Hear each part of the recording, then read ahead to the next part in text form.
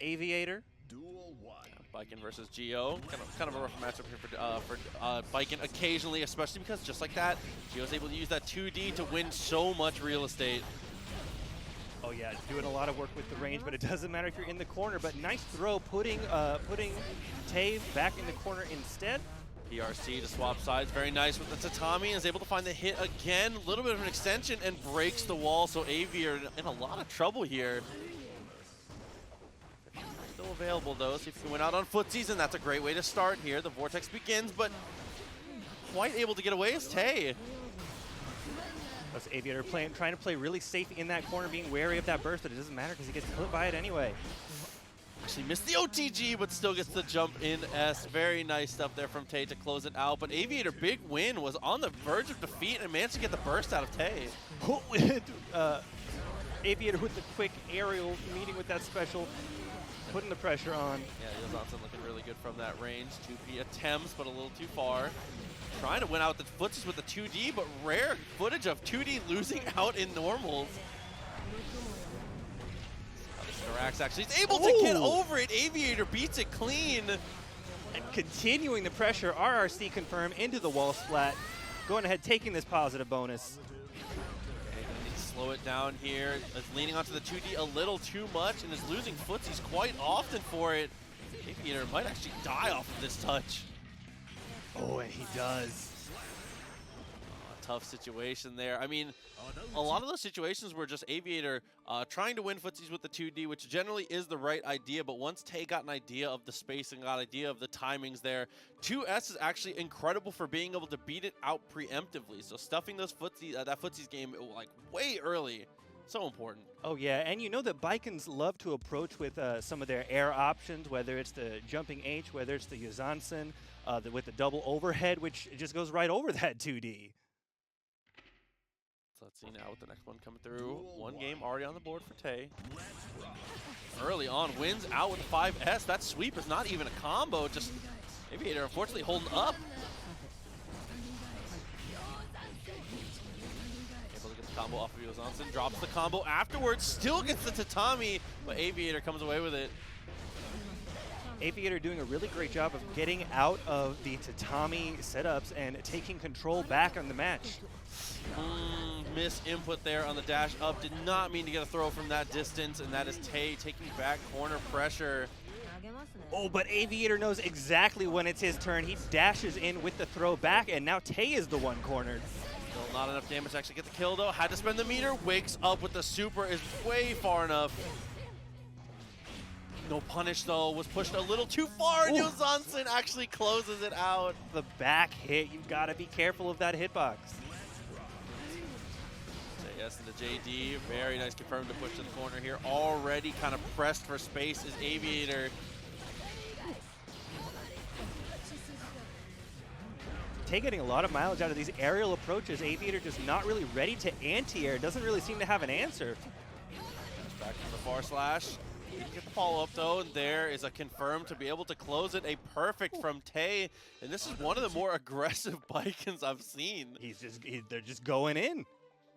I mean, like we're kind of seeing that there's no answer to these aerial approaches. He knows that he can just kind of come in, start his pressure, continue on, and even though Aviator is doing a great job of recognizing when the turn is over and it's time to take it back, he just lets Tay get in again.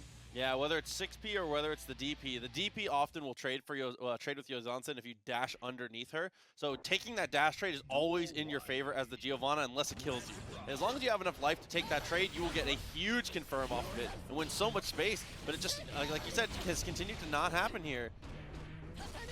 Comes through into Tatami, he's able to jump out of the second hitbox, gets the burst out.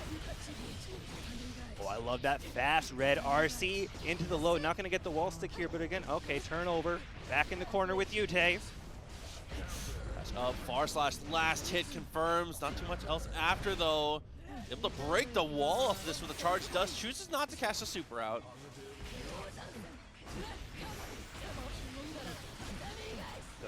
The pressure is going. Aviator happy to sit there and block. Wait and turn. Getting out poked by these long Baiken normals, and Tay is ready to confirm into the kill. And dying with max meter there is not what you want to see. I'd rather see a bad super and an RC than to die with all of it. So unfortunate stuff there as Tay finds another clean hit and is able to get the burst out. Again, this aggressive Baiken style is working out so well against Aviator, who is not seeming to have the answers, like you said, to deal with these jump-ins. I mean, if Aviator's not able to anti-air and not able to outspace the pokes, but hey, here in the corner, it doesn't matter. Finally, getting this wall break combo with that super into the hard knockdown. Positive bonus. Dashes forward, gets the low. Couldn't confirm off of it. There's a clean hit. Tay has built up the 50-meter now.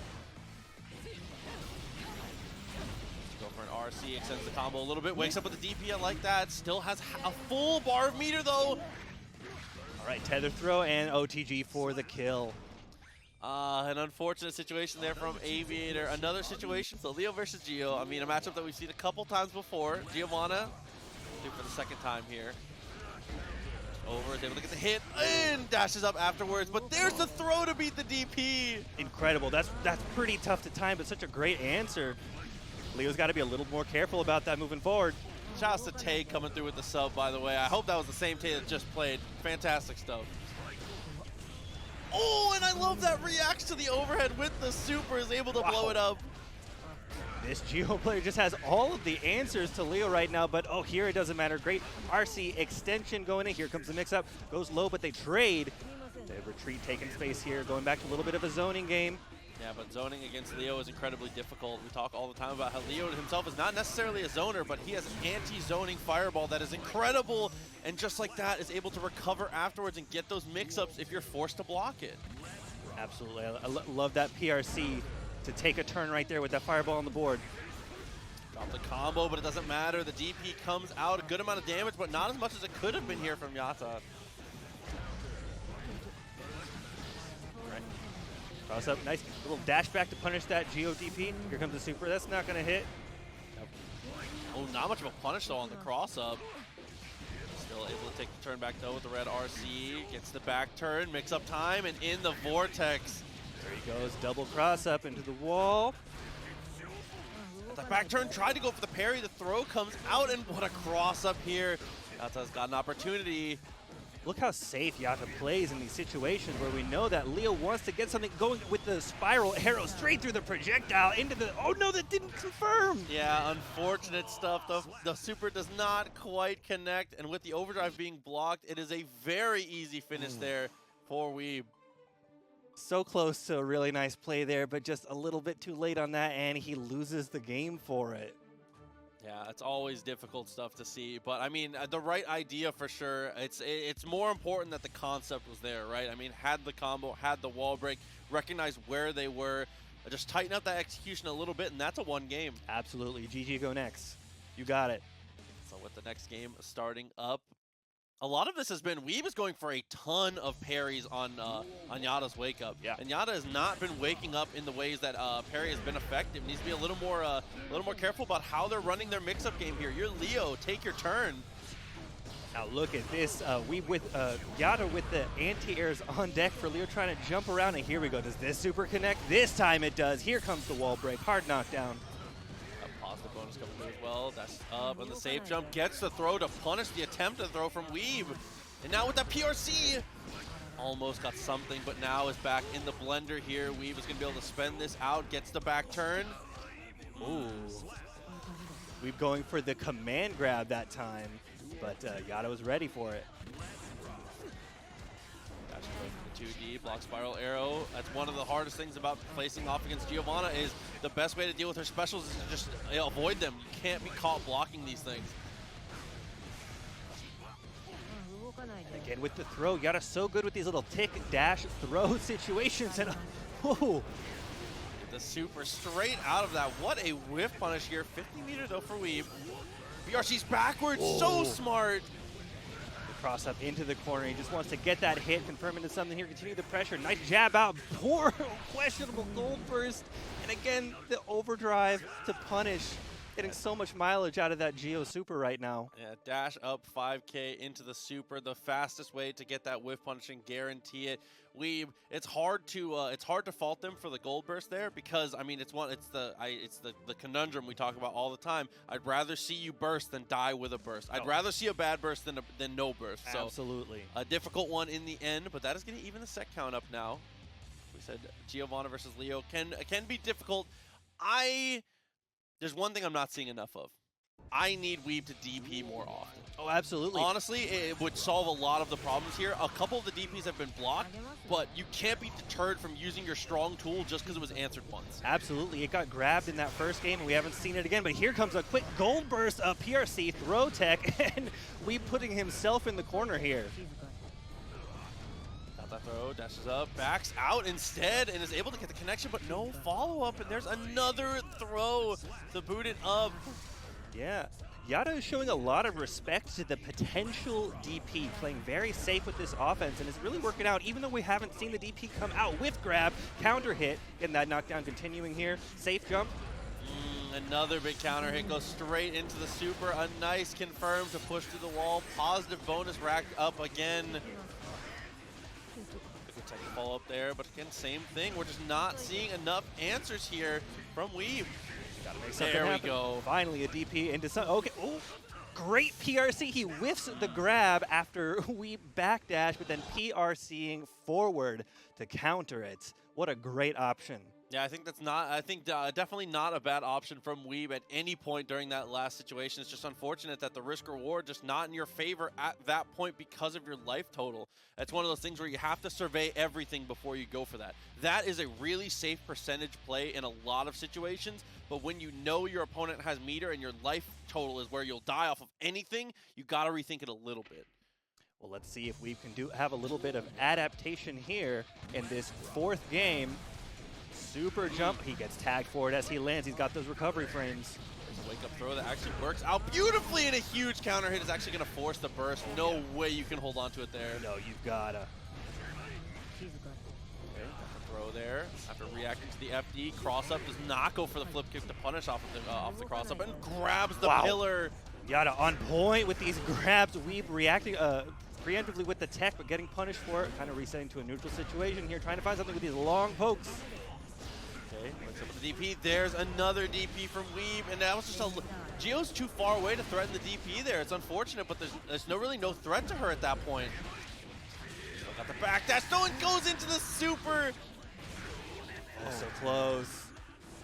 And doesn't get the fireball. Oh no! Oh, last hit situation. Whoa.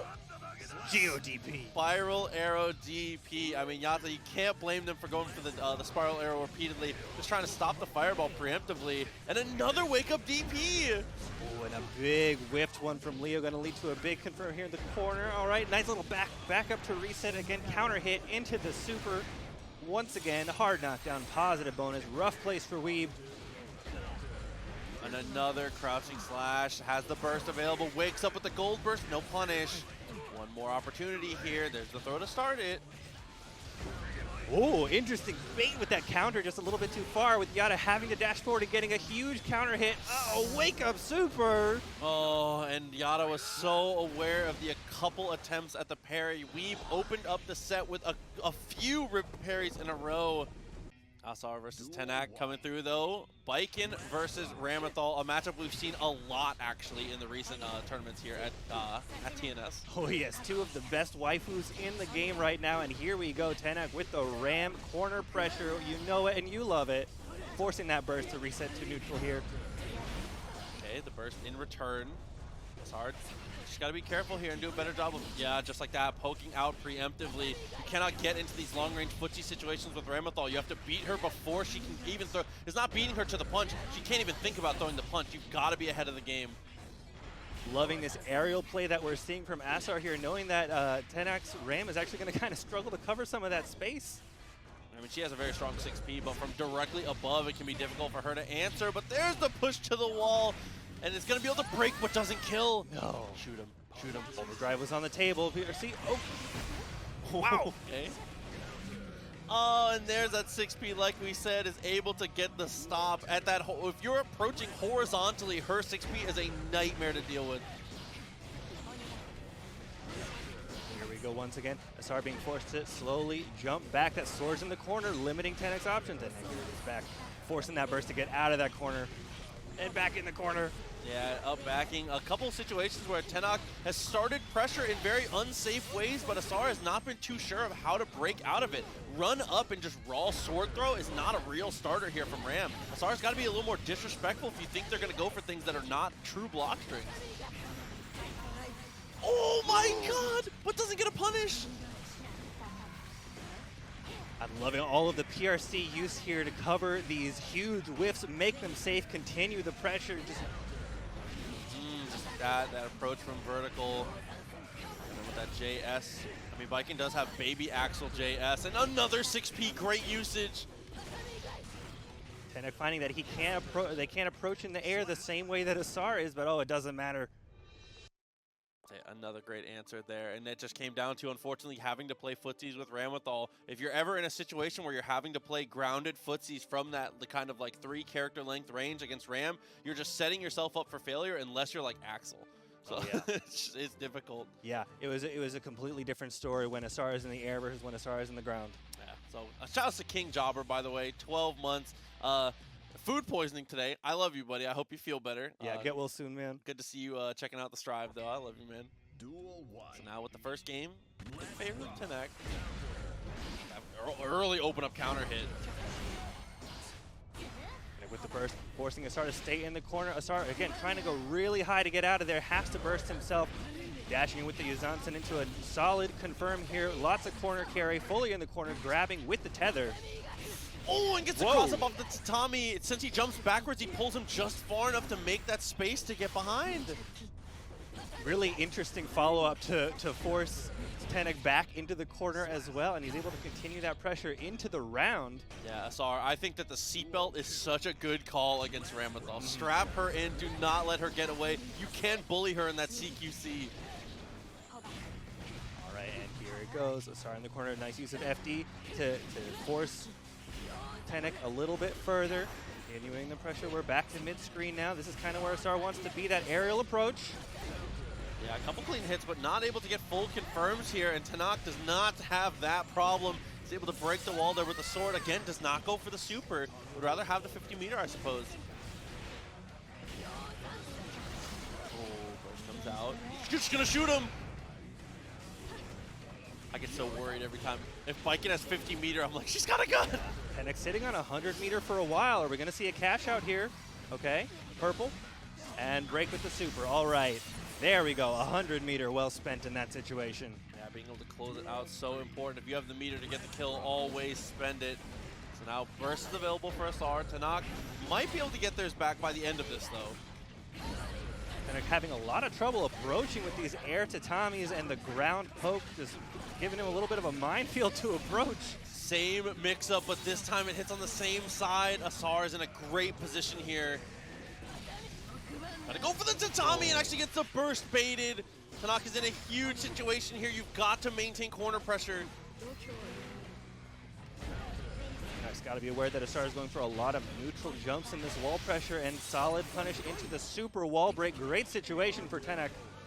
Tenack actually doesn't dash immediately, though. Not getting first frame dash. Unfortunately, set yourself up to not get close enough to threaten that strike throw game. It tries to go for the baited anti-air, but there's the jump S into the JD. Again, it's just seeming like Ram cannot compete with Baiken in the air like this. I mean, on the ground, Ram's normals are king, but in the air, Baiken ruling the skies right now. Yeah, I mean, Yuzansen is really just representing a lot of pressure that that Tenack is not being able to deal with here. I mean, like we said, Ram 6P is great for dealing with horizontal approaches. The more vertical you can be, the less you really have to worry about it. And Asar is continuing to show that. All right, one game apiece. Starting on the third game, Asar just runs forward, potentially looking for a grab, but Tenack is ready with the jab. Tenack not afraid to backdash and take some space to make those long sword normals be a little more effective. Oh, now with Earth Burst off the table, there it is again. Yuzansen able to go for the cross-up, just threatening in a position that Ram really can't answer, but then corners himself after the JD. Right. Air gun, trying to look for the little plus frames to get an approach in. Incredible conversion here, not going to be able to seal it out. YRC just says, get off of me. JS, my beloved, able to stop the dash up there, continuing to do so well when they have the offense here. Asar, if Asar can stay on offense, they've got nothing to worry about here. They're doing so well when it's their turn. It's just when they're forced to block that ram pressure. So Asar is continuing. The onslaught is relentless, never letting up. No gaps in the pressure, at least none that Tenack can seem to find. Oh, this is so huge. Tenack finally out of the corner, but not after taking 2/3 of their life. Trying to get aggressive again. Tenack has burst available once again, but Tatami gets the air-to-air. Careful with these middle normals on the ground when Asar is flying around the stage. Whip punish, tries to go for the gun, it's too close. Wow. Just because the gun was a little bit too close. Fantastic punish from Tenack, taking it all the way to the wall, and a wall break positive bonus. Now with the positive bonus, Tenack doesn't have to feel like they forced the issue too much here. Tatami comes out. They're blocking the second hit of Tatami too often. You can absolutely avoid that second hit, but oh no, the burst in the Great White North, Asar. Another one. I mean, to be fair, it's so hard to burst these combos to find the right spot because you get juggled so high. That it will stop the Rekka. Jumps over the pressure. Tenack kind of has a read now on the situation with Asar. Asar's offense is incredible, but the defense, they've not been working out too well. He's able to steal the turn so aggressively. Yes, both of these players are just gas pedal right now, and who's ever going faster seems to be taking control of the match. Style class for sure. Dashed up with the 5K. Put it into the corner now, and that is going to be Tenack closing out the game. Being able to, the adjustment really was just a round start. Asar dashed backwards, and Tenack held the dash back row. And I had just gained corner positioning one time, and that's all it took. Yeah, I think the dashing that Tenack is doing now is a fantastic adaptation because Asar was flying around in the sky. Tenack realized, you saw it there in that last interaction, they could just dash in, hit with the K as they fell, and you were totally fine. Safe from the tatami, you got right under it. Yeah, that and gotta do a better job of jumping out of block strings that are not real here. Asar is doing block strings that look gapless, but there's absolutely room to roam in these, but there's a reversal throw. Like you said earlier, that close range sword throw is not real. Up, able to get the hit. 2P is not enough, though. Strap in, jumps over with the tatami and gets the cross up. Mix-up game continues here. Excellent use of that tether. But here you are again, back in the corner. Oh, only one sword for Ram. Now is the time. Asar's ready. BRC. The BRC was a great idea to take yourself out of the commitment you had already chose, but unfortunately recommits afterwards.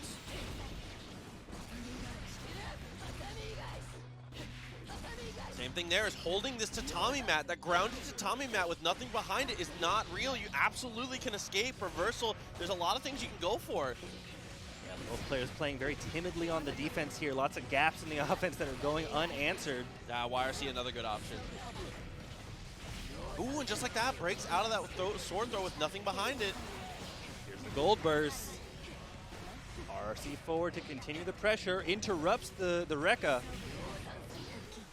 Reverse Yazansen getting so many hits this game. Backwards JS trades, 50-meter available. Tenack gets the hit. Should be able to kill here. He's going to choose to spend the burst. Asar's going to try and shoot him. He says, get away from that sword. He feels a lot better about his chances as long as Tenack only has the one sword. And taking advantage of that last second as the sword was going back, he was walking forward trying to get it.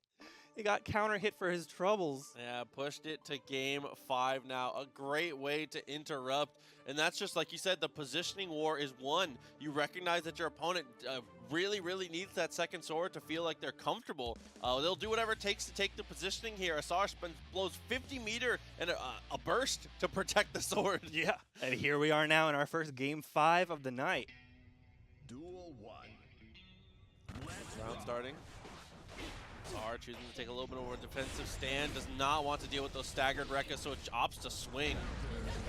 And again, Tenack putting themselves in the corner just to get that sword back, has to burst or else they're going to be completely cornered. Oh, and there's the first 6P we've seen to deal with that cross-up Yazansen. Way up in the sky, PRC just to make that safe and not get counter hit there, but here we go again, getting hit anyway. Asar pushing his luck. Solid reaction from Tenack blocking that. Asar not able to continue. They're resending back to neutral, but that tether gets a hit RRC to continue the damage here. It's an overhead and is able to close it out with the low. Potential final round here. Asar is looking so strong. Tenack's gonna have burst in plenty of time though to be able to have it this round.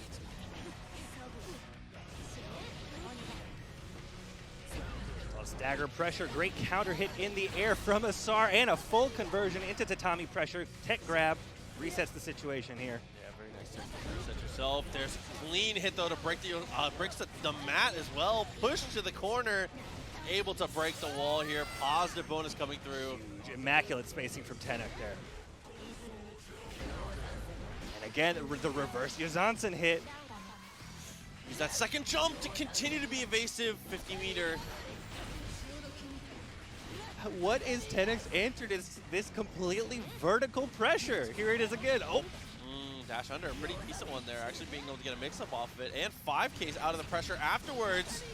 Next hit is going to decide everything. Tries to go for the gun. It's too far, but it's safe. Tense situation. Tenack knows that if he goes in the air, he loses. He's staying on the ground, running under, taking his turn here. That push block to keep yourself safe. Does not want to take any chip, but there's that max range hit. We are into the final round. Both players should gain burst before the end here. So essentially full resources for both of them to play with.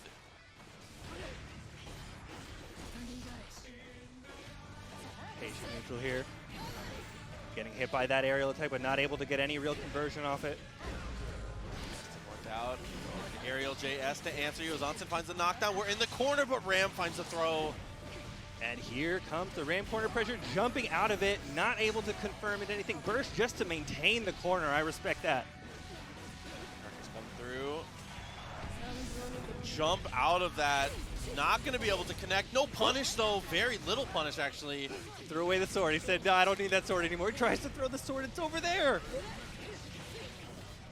Asar drops the combo. A little bit of nerves, maybe. 50-meter here for Tenack. Any hit will kill. That's going to be a burst. That was not the killing hit, though. Stagger pressure. He presses at the wrong time, getting hit by the sword throw.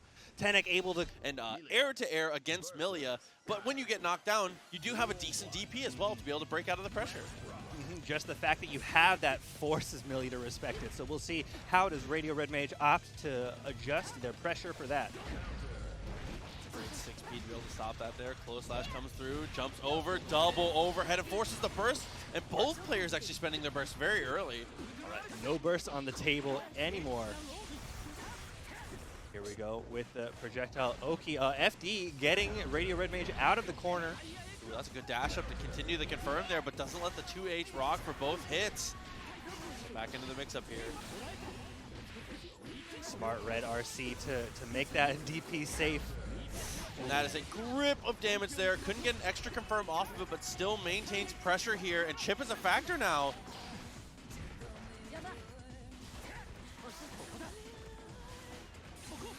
Playing a very careful game. RedMage just trying to navigate the projectile field, and here we go. It is his turn. Here comes the extension off of that mix all the way into the wall, breaking no meter for the super. Yeah, Capel doesn't break here. Got to be very, very careful what happens next. BRC's forward and looks for the air-to-air, but it's not enough. Oh, the Ric Flair chop? No way, he just pokes him twice. I mean, RedMage was playing that so patiently, right? No panic option after that. BRC just waiting for something big, and it was just a little 5 feet. Over, good amount of... Hey, I like the burst there, just to stop that. I mean, TK Bad Mood early on with no meter is a great representation from RadioRedMage, but doesn't punish the DP. All right. Disc crossing up with the low, again crossing up, extending off of that disc. That's not going to make it quite all the way. Oh, maybe it will. Yes, it will with the super. Taking that break, taking that hard knockdown. RedMage empty jump throw, able to convert here. Even the round up, great situation.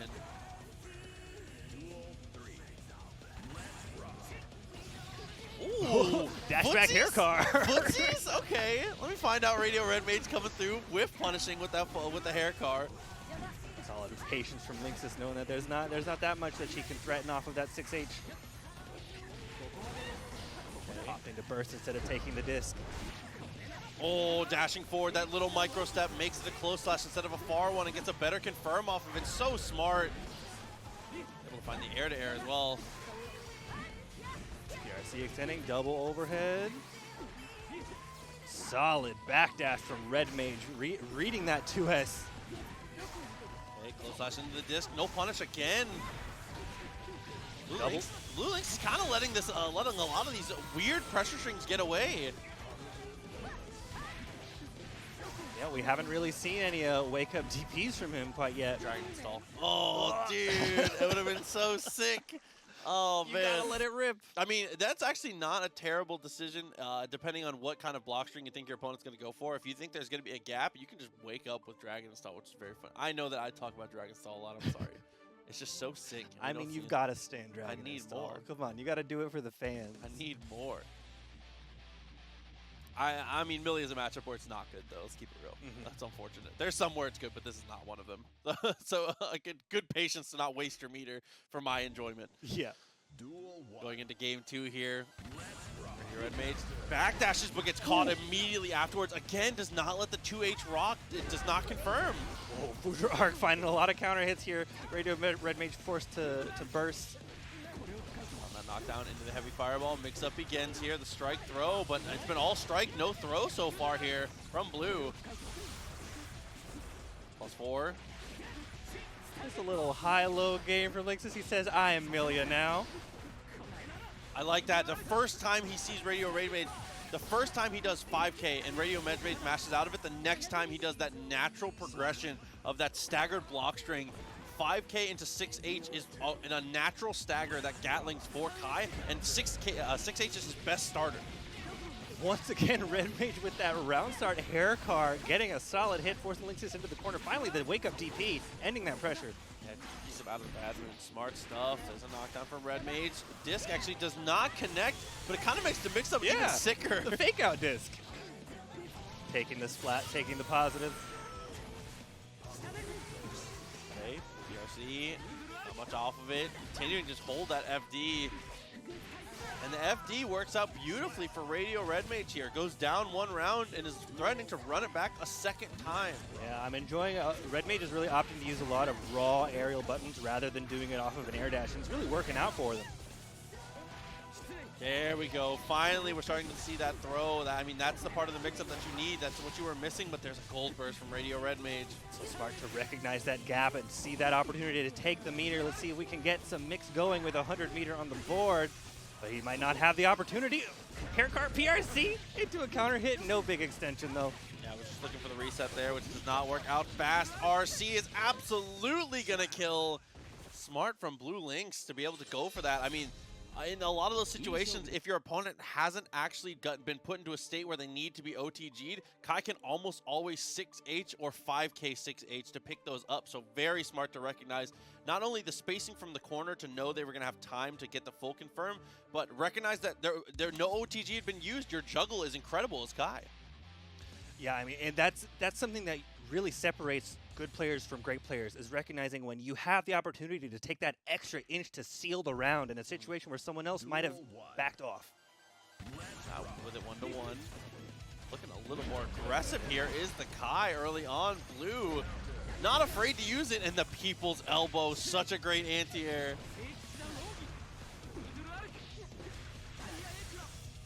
Very plus there on the flip kick when the shock state is installed. Gotta be careful about how you deal with that with RadioRedMage.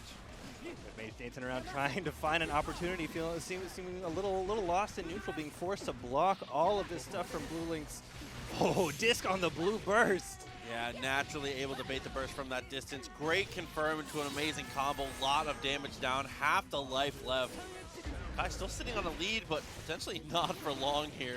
Suddenly, this huge confidence from RedMage, playing chicken at the beginning of the round, trying to feel out what bluelinkys was doing, and then he saw the opening and pounced.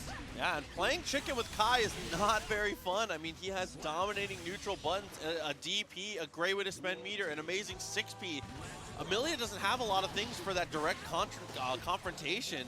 RadioRedMage making it look easy, though, until...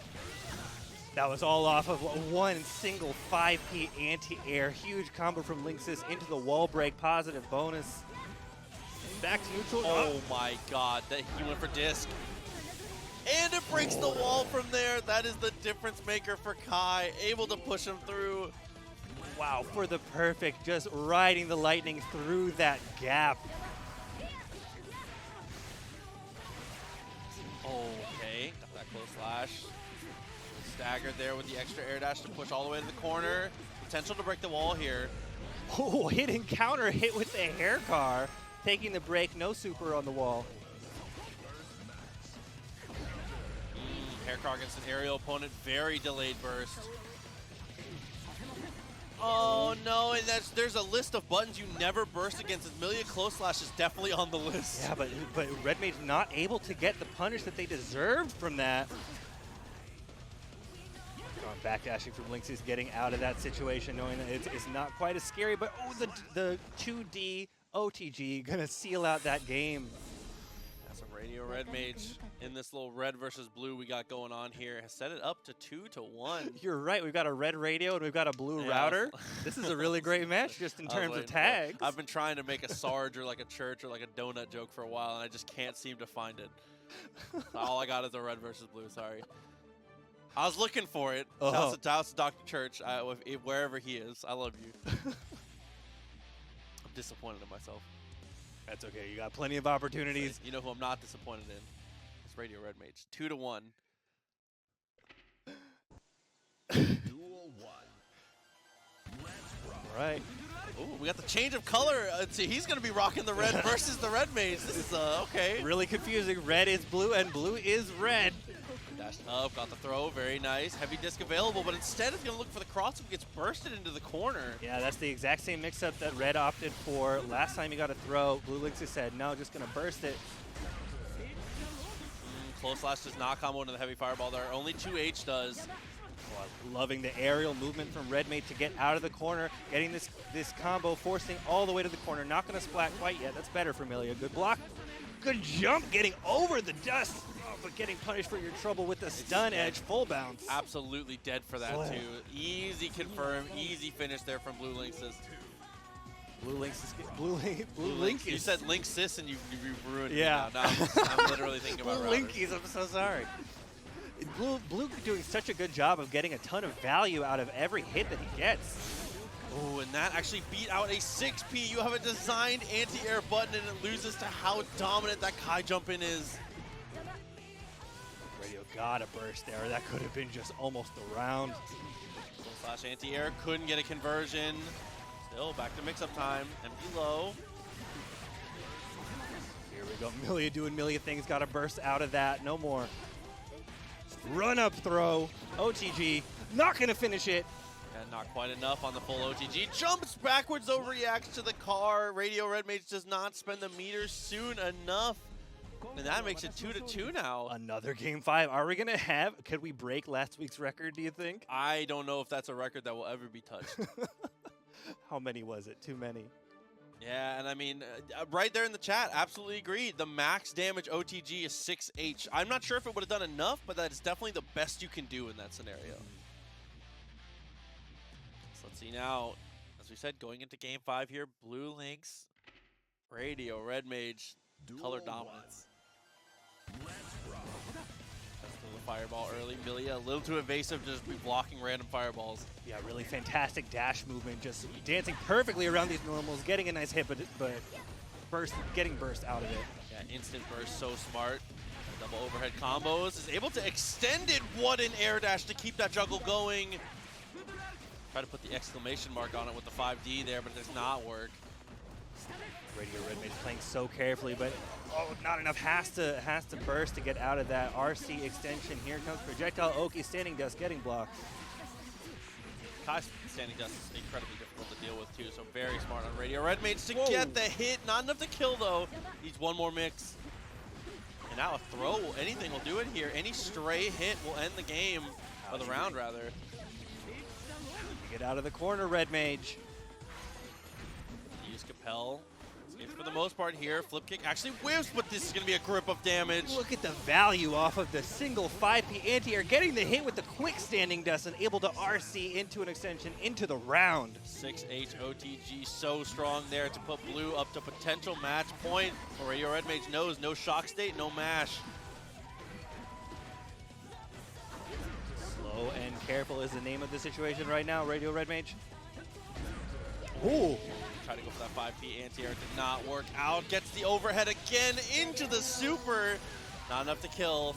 Great situation still though. RadioRedMage can dash up, do kind of whatever he wants here, but there's the DP, took too long. Yeah, that was a very late dash. Plenty of time for Blue to react with the DP, and once again, it is Blue's turn. YRC on that, not enough, gets counter hit. PRC, a bit of extra damage, not enough to kill. RadioRedMage has got to find the hit first here. You cannot let it go to this next game, and there's a great throw. Once again, going for the dash into the throw, but it whiffs and he gets punished, losing the game for it and losing the set. That's truly unfortunate there. It seems like a horrible matchup for Faust. It just seems like he'll get rushed down. He's a big body that's a big target for the DP, and not being able to do much about getting rushed down. See if Lurry can prove me wrong though. Here we see it, but immediately Lurry recognizing the gap, going for the wires, the yellow burst, taking that meter, trying to make something happen. RC knockdown, goes for the cross up, found the overhead. Still has meter here, but Lurry not gonna get a chance to use it, it looks like. Wakes up with the super, but it gets answered. No reversal there, the clover on the ground, unpicked. Anti-air stuff, and ending anti-air in a back turn, so smart, but Lurry gets the throw. Right, Lurry has the corner, and another throw, command grab, putting the afro on. Getting gold burst himself. I missed time to safe jump there, I think. Lurry was trying to get in there to be able to just put yourself in a safe position to block. Don't have to be scared of the afro if it's never Faust's turn. Jumps over, never had a chance to light on fire, goes for the item toss afterwards. Oh, the banana! Has RC, is he gonna choose to use it? He does with the BRC, and it's gonna stick to the wall, 6H to break it. A little bit of spaghetti there with the PRC forward and the gold burst all missing, but here comes MFCR with Leo things. Just carrying forward with that string, taking the game. Yeah, really unfortunate there from Lurry to not find another opportunity to spend those meters, but I like a lot of what I'm seeing from Lurry. It's as soon as Lurry had that first burst connect, went straight into the what's that, the what's this super, being able to call out a ton of items. Honestly and truly, I hate to be the one to say it, but like kind of unlucky. Just didn't get like the sickest items ever off of that one super. Other opportunities that they had to throw items also didn't do too great. But that's, I mean, that's the double-edged blade of of Faust. Sometimes you get meteors and sometimes you get bananas twice in a row. There's risk and there's reward. I mean, there's a lot of opportunities where you'll see like people do a super and they'll get like banana, hammer, like donut, and it's like, okay, cool. And then like sometimes you see 3 meteors and you're like, all right, game's over. Yeah. Congrats. All right, starting in here on game 2, immediate burst from Lurry. Get out of that mix-up, forcing MFCR into the corner, getting knockdowns into items. MFCR just trying to get out of it, gets knocked down by the weight, grabs the trumpet. Ooh, and that homie's actually OTG there, put him in a better situation. Nice backdash out of the overhead, though. Lurry spending a lot of time in the air, but not enough getting overhead. Here comes back turn pressure, super positive. Kill there, converts into damage. MFCR not disappointing. First not quite available here for Lurry. Lurry having a bit of trouble finding an answer for the Leo cross-up right now. Yeah, I mean, if you haven't repped throw or a more complete answer to it, there's no reason for him to stop. Both of them had to play a little safe with the bomb there as MFCR tries to find it. Here he hears his in the corner, chooses to not take a big combo, just continue the pressure, gets bursted out. It actually would be beneficial here for Faust to get this afro, but instead MFCR is going to grab it. Banana peel comes through, wakes up with the DP. YRC taking the jump dust to pop the afro, take some space, throw 2 items. We got a bomb on the field. Continuing to stay aggressive here, afro for Faust. Oh, and the 5K able to take it there. I mean, I think that getting the Afro as Faust in this particular matchup actually is a huge advantage, just because of being able to have that more difficult to deal with projectile. Yeah. Just a couple unfortunate situations where never had an opportunity to even touch it. MFCR actually just took the Afro, was willing to go for the rushdown, said, if I can make you block 2K, it doesn't matter what my hairstyle is. Absolutely. Yeah. If you can't set the Afro on fire, what value is there?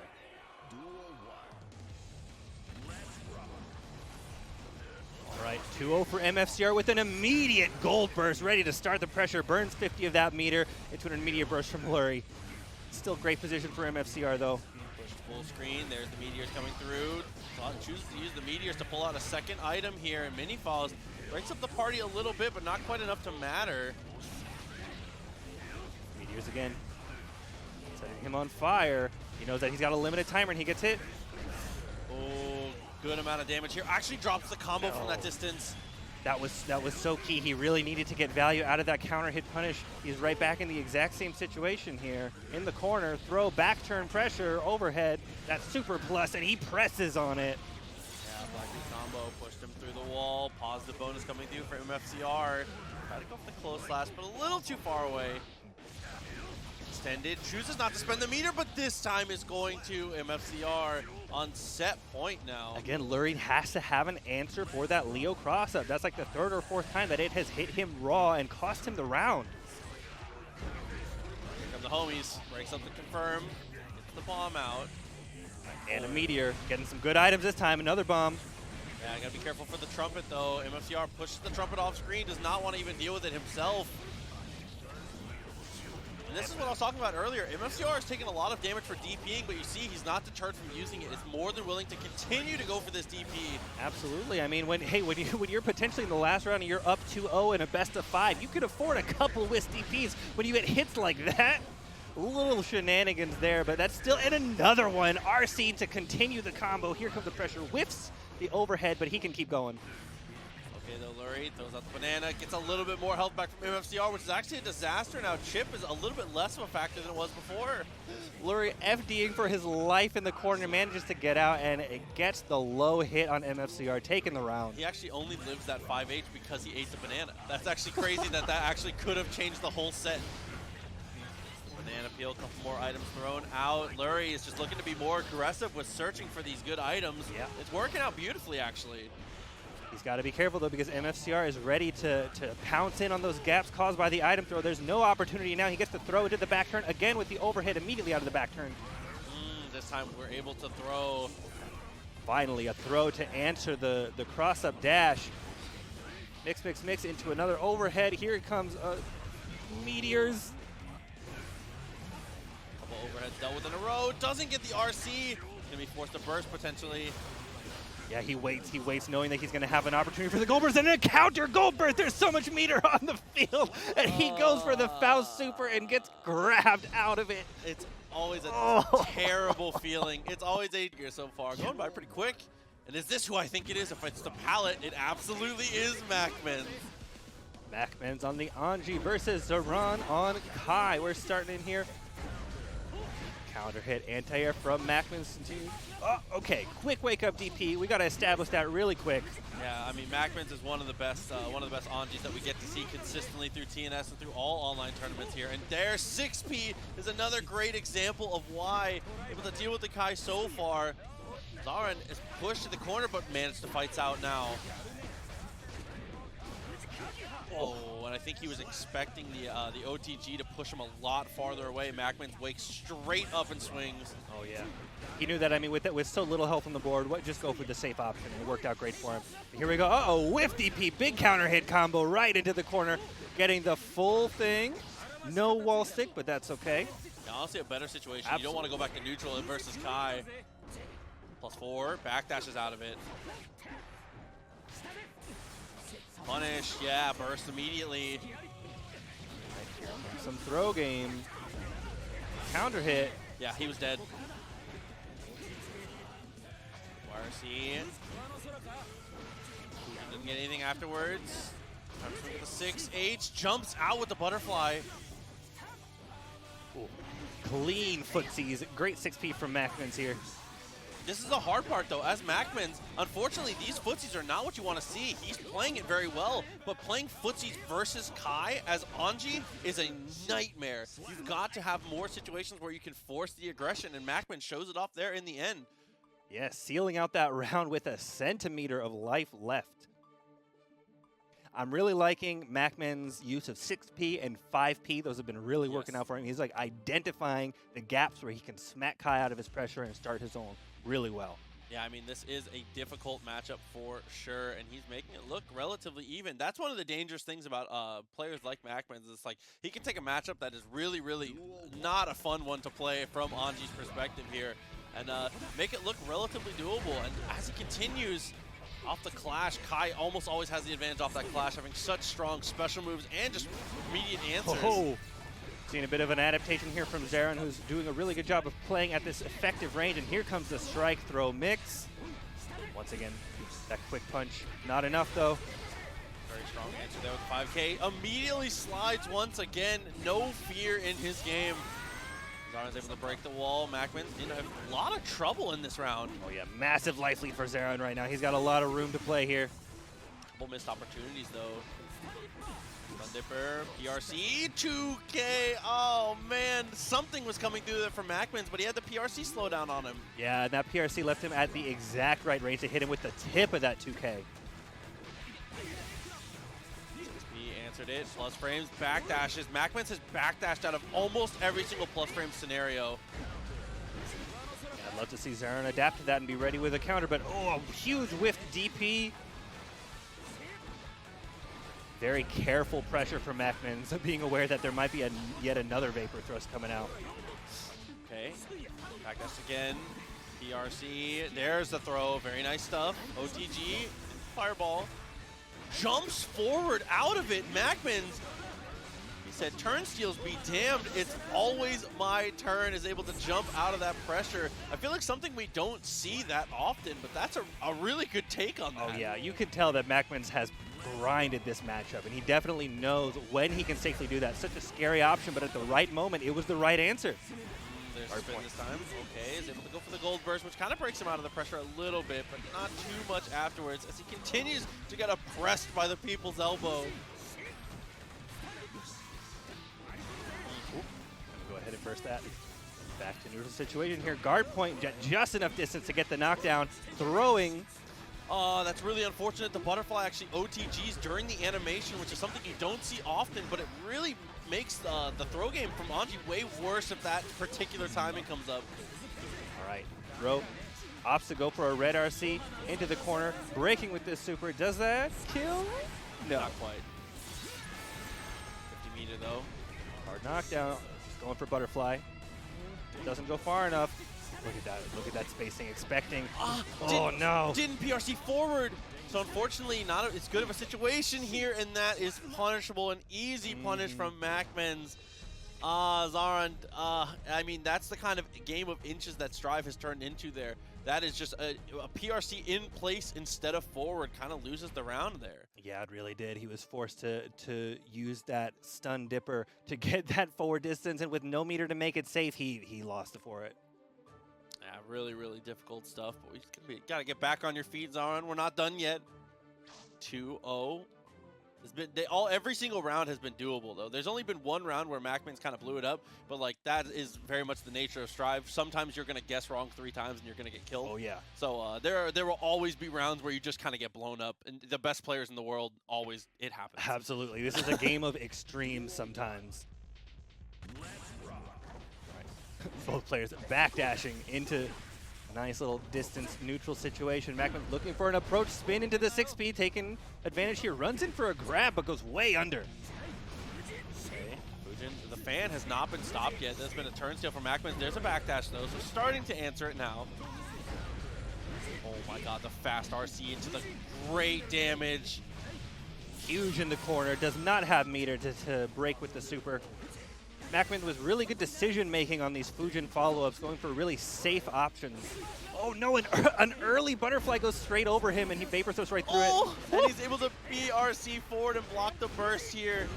this is, Zaran had the right idea. That fireball was not supposed to be a fireball. If Anji does Fujin and you just count to 1 in your head and DP, it beats every single follow-up. So that is the correct option. Unfortunate execution error, though. Yeah, it looked like it. Because it beats everything except for the low if you go immediately, but that's a block string, so your DP won't come out. Nothing happens. Yeah. Hopefully he doesn't get scared off of that option just because it didn't work that one time, because it definitely is a good idea. It's the correct option for sure, yeah. Here we go, a little bit of desperate zoning here, spinning through, but he doesn't have enough time to do anything about it. Distance play.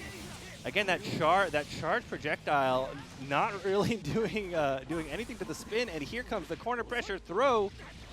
Got that knockdown, does the fireball again, shock state applied, tried to go for the, okay, frame trap is mashed out of actually a little too much of a gap. Oh, great block from Zaran, but then gets thrown out after the hop. Here comes to the corner, 5P, and just to get him out of his face. Good tech there. 2P a little bit too stubby of a button for that situation there. Try to backdash out of the fans, but again, DP will work in those scenarios. There's the spin through. MacMens has the mix up now. Backdashes into the butterfly, giving MacMens an opening to push him to the corner, running through and getting the throw.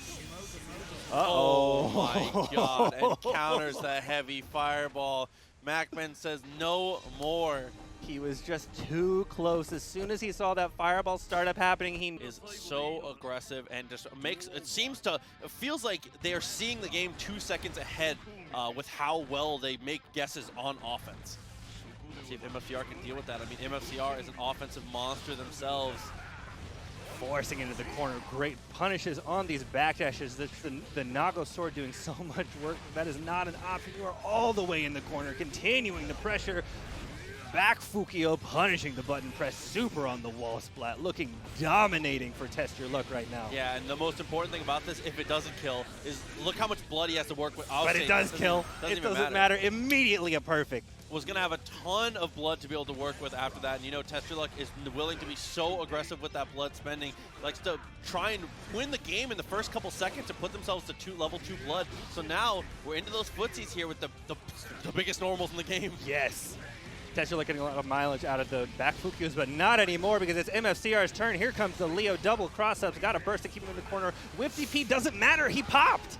Yeah, unfortunate stuff here. It is going to die for it. It looked like the pop hitbox was going to connect with Leo on the whiff punish for the DP, but it did not quite hit. Again, going for the back Fukio. They're looking for that whiff punish, but MFCR didn't press that time. He's seen it twice before. 2K anti-air is actually unfortunate, kind of whiffs the rest of the confirm. MFCR ready with these aggressive punishes, recognizing Testyourluck's Fukio habits. Again, looking for the backdash though and getting hit for it. Go forward into 2H, wakes up with the super that is absolutely going to connect. Didn't have time to spend the meter, doesn't have access to be able to use the burst there. A grip of damage. Way too close to be doing that. Oh no, clashing the DP on wake up.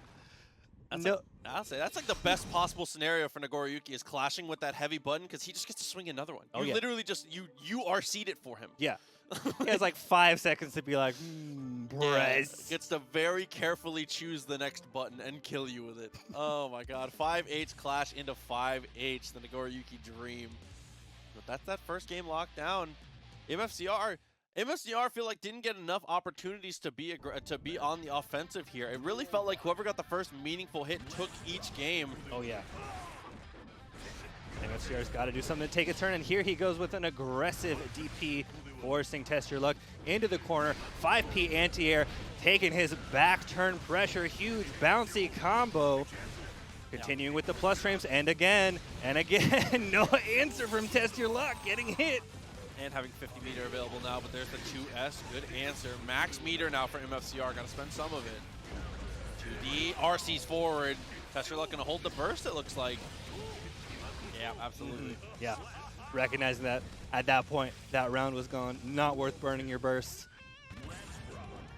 Okay, 2K. A little bit of a whip there. MFCR, it seems, is content to just weather the storm until the blood gauge gets high and then choose to go in. So now, Testyourluck, now the blood gauge is a little higher. MFCR is starting to make that approach slow and steady. Yeah. Now you can finally play neutral for a second here, but big block DP.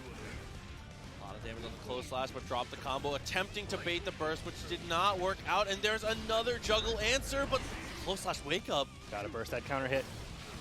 Here he goes again. RRC confirmed. Yep, just a little bit more.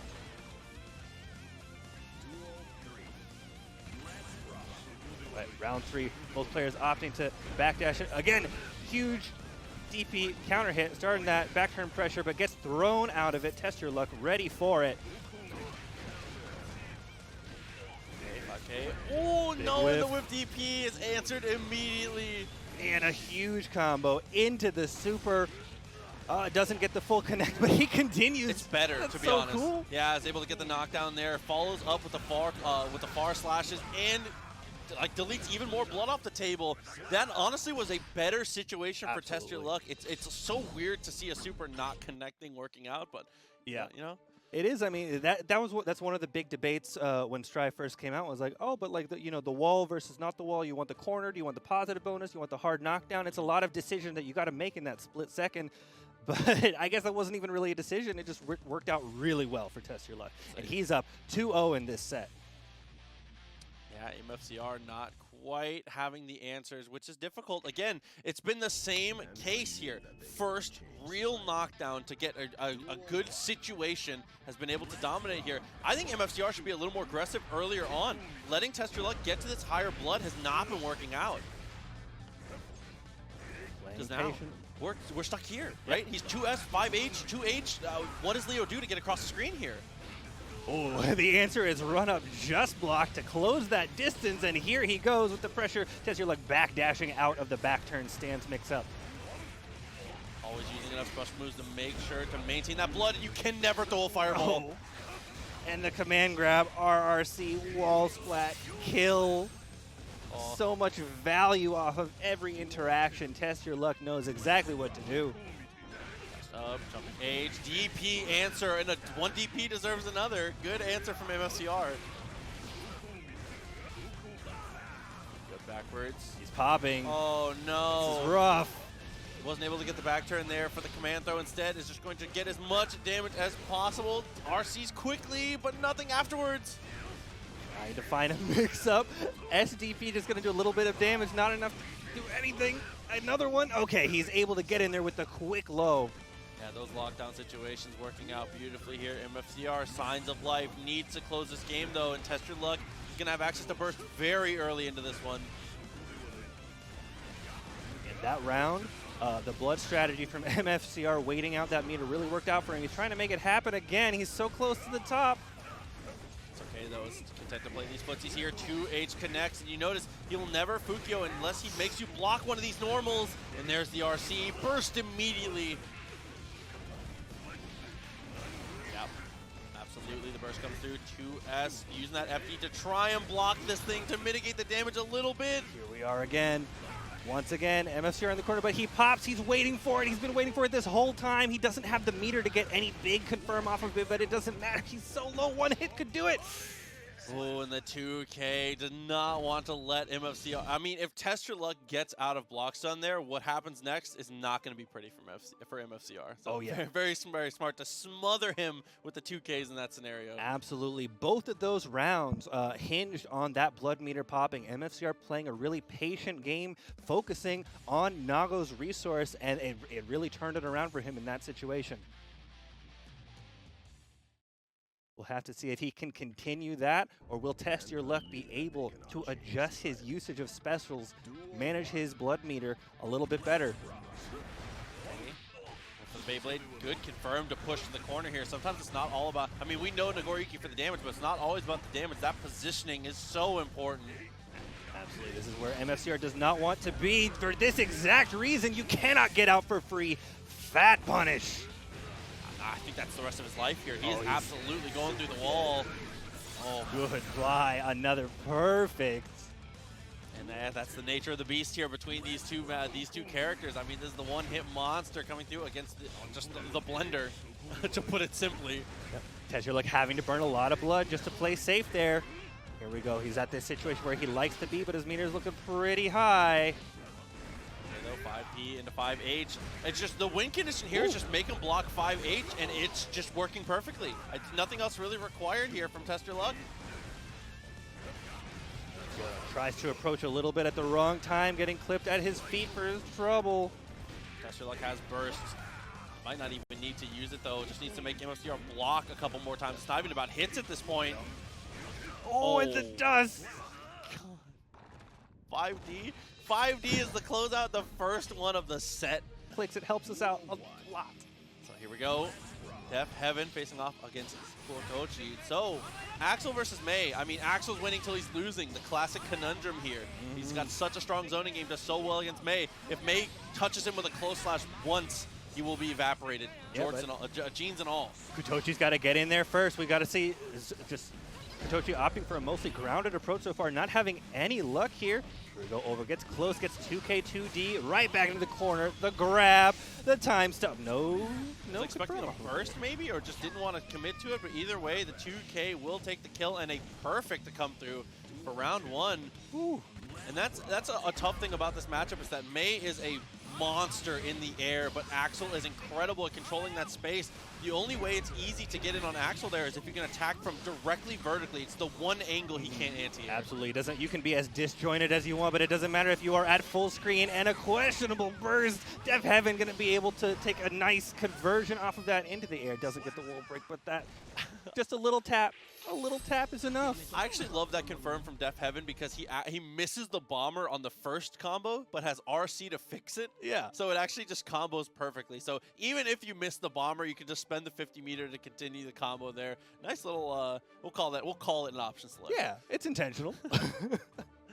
Oh man, I mean that's one of the hard things about Axel is relatively low damage per touch unless you get that magic hit where you can confirm into bombers or potentially go for the command throw and you like spend a meter to cancel it.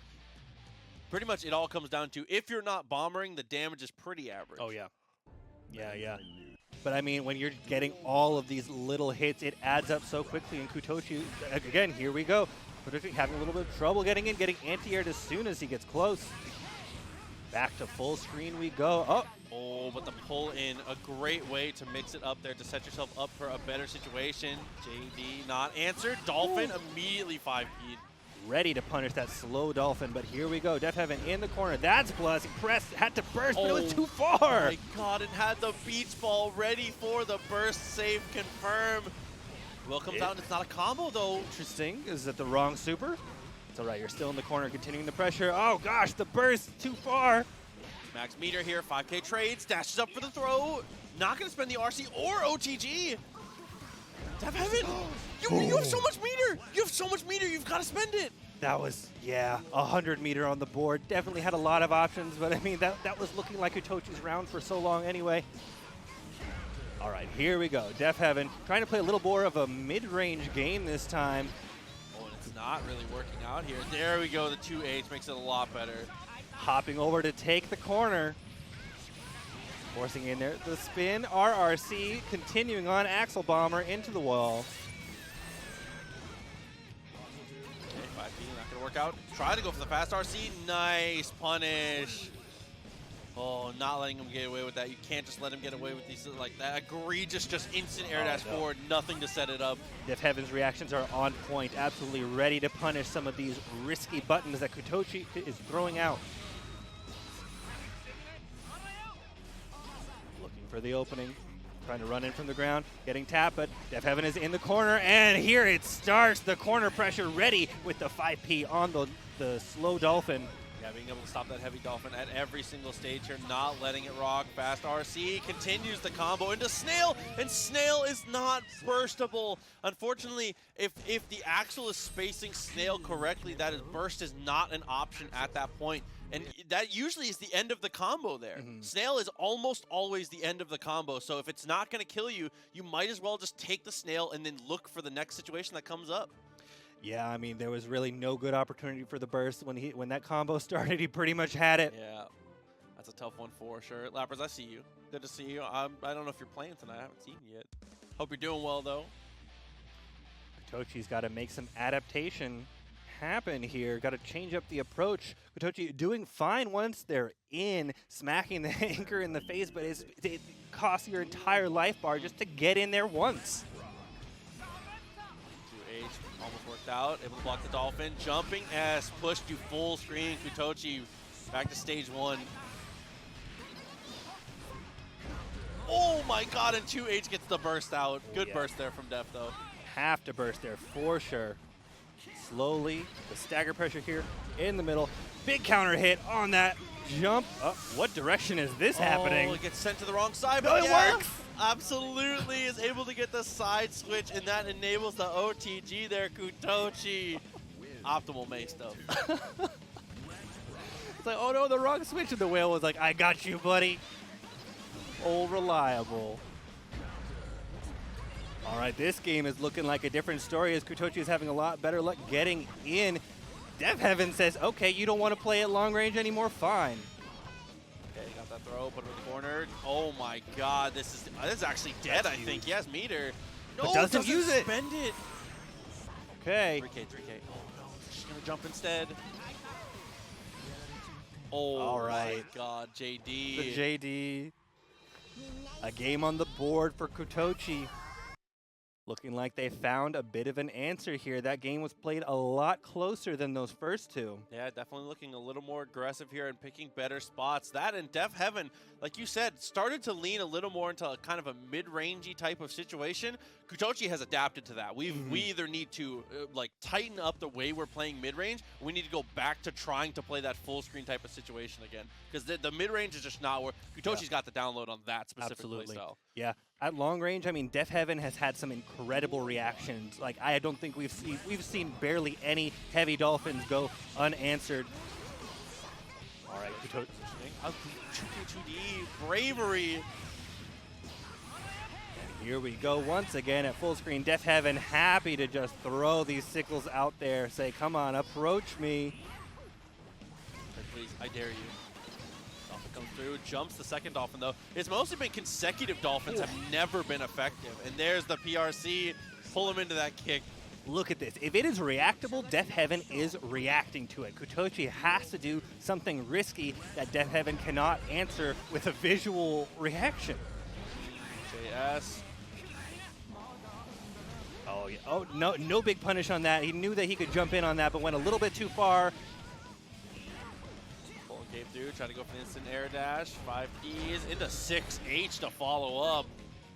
Throwing on that stagger, taking the corner. RC up, throw. Whew. When do you press? Again, opting for this throw, gets a combo after this, has no meter. Just barely able to break the wall here.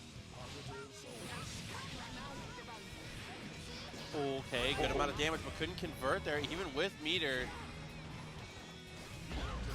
kuutochi not even pressing anything. Patience, but a little too patient, getting hit by the command grab. That's that one-time per set mix-up, and It's really insane the way he runs away with the momentum. that and being able to play multiple characters too. We've seen him play Millia at a more than acceptable level to be able to compete in these high-level situations here. Facing off against MacMens. MacMens always a threat to go deep in these brackets, see if he can get the upset over Mike. MacMens ready to respond to that. Fafnir with a jump. Mike's got a burst. 6S, OTG, Gunflame forced to block. 2P countering the run in. Big counter hit in the corner. He's not going to burst this. He says, go ahead. No meter to kill here, but still rough situation for Mike. Or for MacMens. Oh, and look for the 6P there. After the 6P whiffs, knows that the MacMens is going to try and go for that whiff punish. 2S to close it. A little more carefully this time. The 6P taking his pressure. Mike blocking the butterfly, waiting for his turn. Gets out of the corner with the aerial bandit. JD almost got there. Okay, far slash almost. Come through with the tech, burst immediately. Mike goes for the vortex under the butterfly. You cannot throw fireballs against this man. Such a huge answer from full screen. I mean, Mac's got a lot of meter down there. Patience from Mike. See, a little bit extra damage here. Comes the butterfly, trying to go for this mix-up game. DPs immediately, and that's what I'm talking about. If you see Fujin, count to 1, rip your reversal. You can just answer everything he's got. The backdash on the throw, And a nice and easy reward for him. I just want to say a huge shout out as well for the $25 direct contribution from Emmanuel Jimenez. Dude, $25. Thank you so much for the direct contribution. And to everyone who's been helping claim all the codes for the Matcherino. Again, we're just trying to do what we can to make sure the players get paid the way they deserve. So we appreciate you all for supporting that. Thank you very, very much. And a special shout out again to King Jobber and Emmanuel coming through both with huge direct contributions. So game one, Mike. I mean, Mike just demonstrating great matchup knowledge and just playing it to a T. Let's see if Mac can do something about this. Mac not really getting a lot of value out of these butterflies. It seems like Mike is really ready to deal with it. Able to jump out of the Fujin follow-up that time too. I mean, that is another great option. If they delay, that beats everything except for the low. Yeah, that was the first overhead Fujin follow-up we saw. He's mostly opting for the projectile. 6P, instant low. Mike ready with that RRC to make that DP safe. Okay. Yeah, finally able to use that spin to great effect. I mean, it's difficult against Soul because he is so dominant in the exact range you want to be to use that spin. But MacMens spends meter to cash out here. Mike's still in it though. Counter hit, not able to get much reward out of it. Ooh, very scary looking red RC. Fafnir not going to go far enough.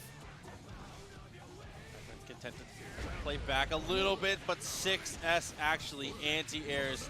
That is so hard to deal with. 6S, kind of a fix-all button, it seems, in this matchup so far. Absolutely, and Mike has that confirm on lock. And here he goes again, fully all the way to the corner off of one little interaction in the middle of the screen. Mac trying to push his way out, using that plus projectile Fujin follow-ups. RCs to continue this pressure. Okay. Jumps backwards there. Far slash a couple times, just threatening, you know. Mac doing a lot of backing up, backdashing, trying to get out of that far slash range. A ton of space off of that. 6S extends the combo all the way to the corner. Mac with some risky dash ups here. Butterfly.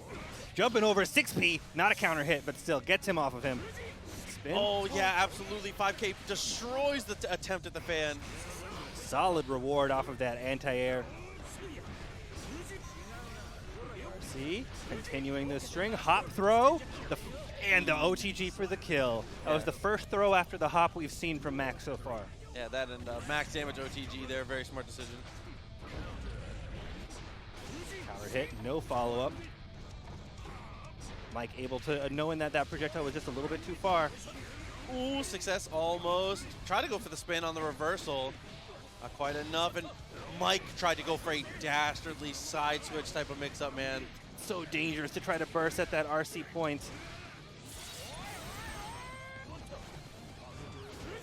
An immediate spin after, after the wall break. MacMens doing a lot of dashing in, trying to find these punches, but Mike with just really strong play with his buttons, keeping him out, not letting him approach where he wants. I mean, that is just like the Soul special, right? The character dominates at that footsies game, especially at the closer footsies game. Once you're forced to block, you're just kind of like playing in his world. He has all the options at his disposal. That's the scariest thing about Soul. I mean, like, aside from the damage, yes, is that he's just a very complete character. He can threaten you in every way, and he's a monster at abusing the system mechanics of the game. Absolutely. Soul bad guy always has an answer in his pocket somewhere, as long as the player is good enough to have it ready, and oh, does Mike have it ready. Yeah, deep pockets for sure, for sure. Deeper pockets if you guys go redeem those Matcherino codes. Oh my god. All right, but here we go. It is 2-0 now. Mike continuing to threaten here. MacMens got to get himself on the board.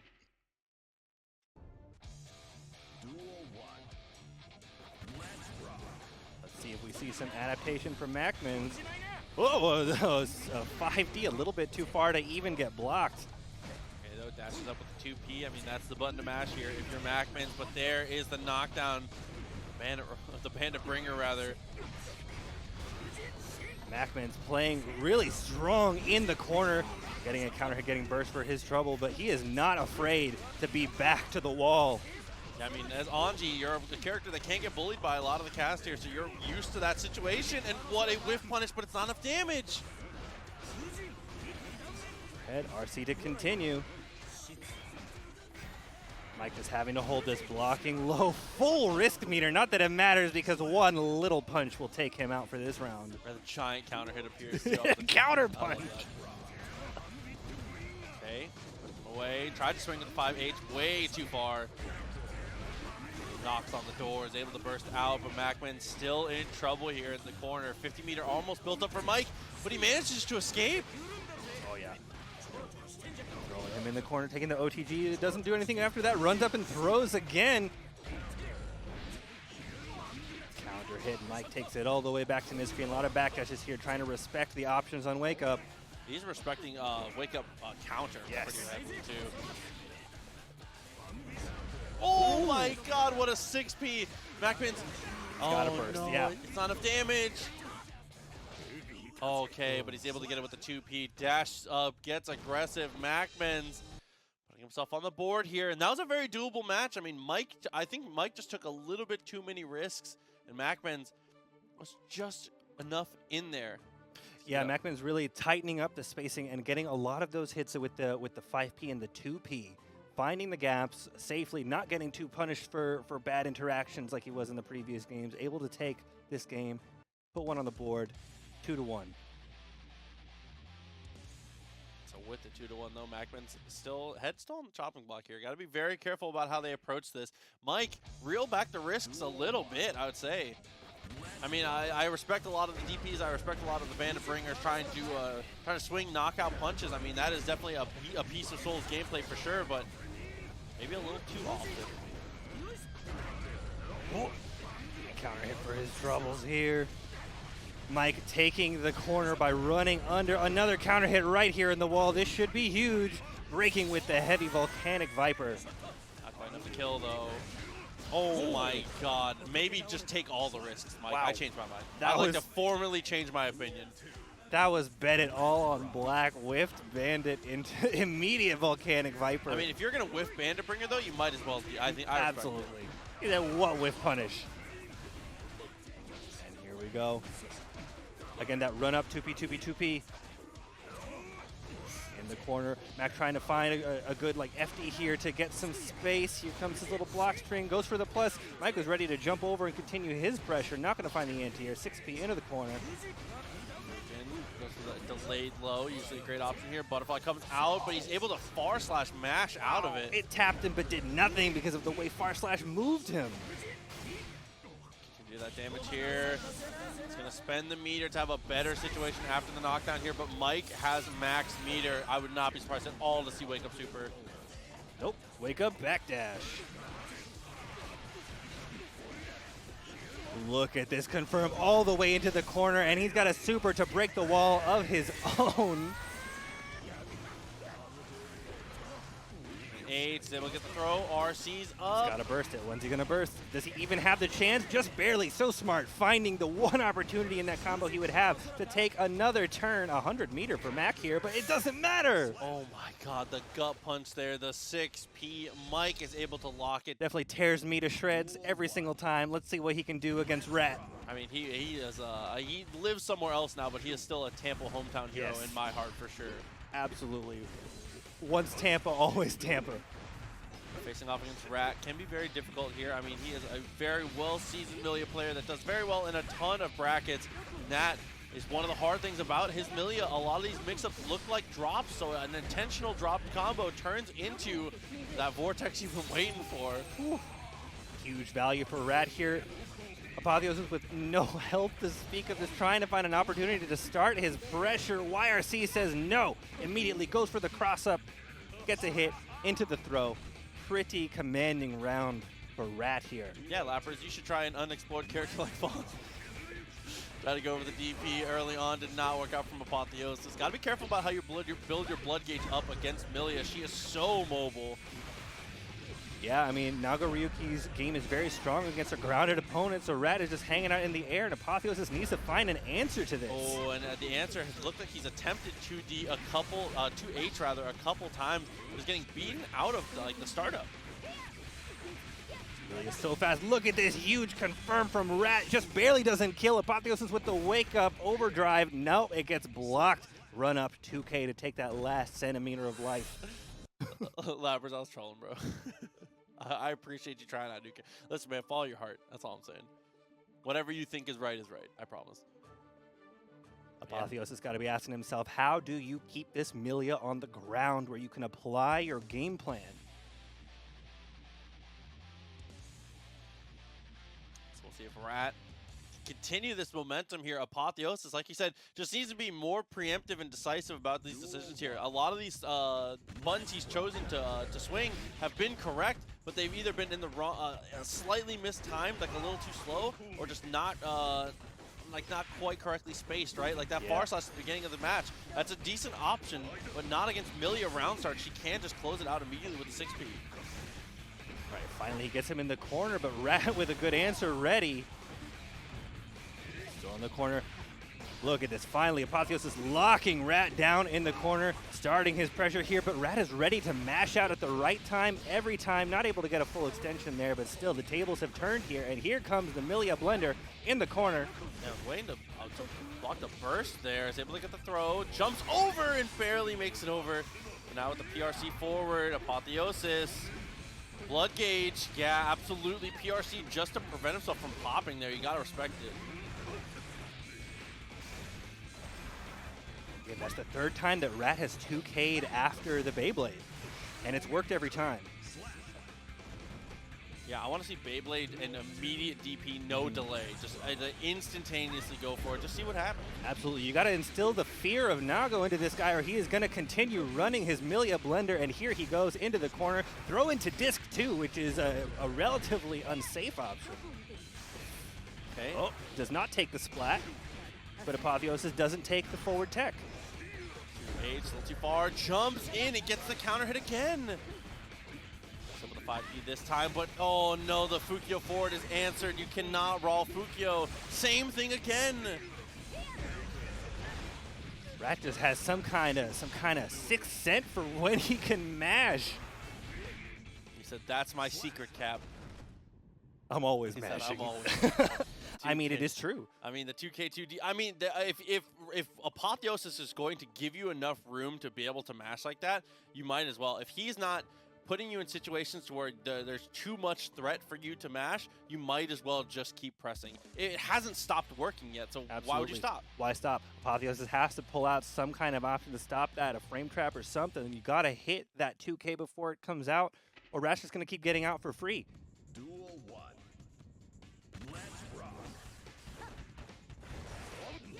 Beyblade to approach, but he gets 2K'd out at the end as a whiff punish, and a counter hit on the last hit of the 6H. Here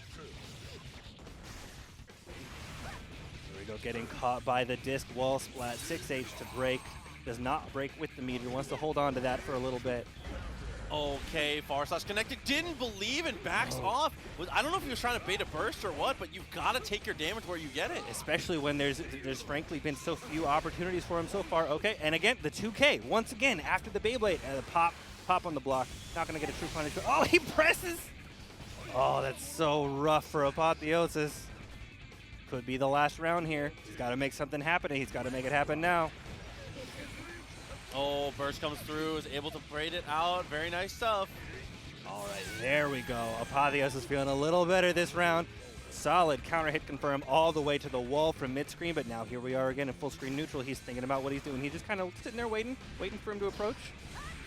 Cross up again, 2K2D not able to get it there. Has meter as Apotheosis. Backdash into 6P, again, not quite. Not able to find a lot of reward off of these little stray hits because he's only getting hit with the fast buttons, but he's able to get an RC into here. Continue, the pressure gets thrown. What's that reset though? He has meter. He has 50 meter. What's he doing? First comes out. Okay, Haircar comes through. YRC in response. Clone uses a lot of blood here. Apotheosis, not a lot of resources left to use. a rough place for him. Again, he's trying to backdash. He's playing too scared, and Rat smells blood. Okay, here comes a throw. Finds the gap. Back throw into the corner, taking that round. Signs of life from Apotheosis. Can he bring this back? Oh, that's not the way you want it to go, though. Knockdown again. Jumps over. Is able to get it there with the anti-air close slash. Find some space. The backdash is Rat doing such a good job of spacing out these Nago buttons. Okay, finally he finds a counter hit. This is right in the corner. This could be big for him. He opts to Fukio, but okay. Grabbing the BRC. Throws the BRC, blocks the Gold Burst, PRC forward, but Rat is mashing. Way to stop that here. Burst, very smart. Gotta be careful with these Beyblades in neutral. Okay, get a good reward out of this. Going for the slash. Good block. Apotheosis only needs one solid hit in here. And Rat knows it. Yeah, it's the same for Rat too, though. If Rat finds this knockdown, it could be over. There's the knockdown. 2 mix-ups to go. There's one. And here comes the Vitamix. Misses the second one. Capel actually goes through. He's able to 5P though. Uh-oh. Okay. Oh, and the OTG. My God. Wake Up Beyblade comes out. Wow, and I like that. I mean, Beyblade low crushes too, so as far as jumping over the lows, that's pretty decent in that situation. Apotheosis recognizing he has to take some riskier options, knowing that Rat has been showing his hand for this whole game, and that hand is full of 2K mash. I want to say a huge shout out, by the way, to another direct contribution to the match arena in Stealthy. Stealthy coming through with a $25 direct contribution. Stealthy, thank you so much for not only just like always participating in the tournaments and hanging out, but just supporting everybody and putting some money into the pot. So again, huge shout outs to Stealthy and a huge shout outs to Rat's Burst, which is just obliterated. Finally, that was a really solid answer from Apotheosis. He hit that mash and got huge reward into this. Perfect. He's feeling it now. Can he keep the gas pedal on?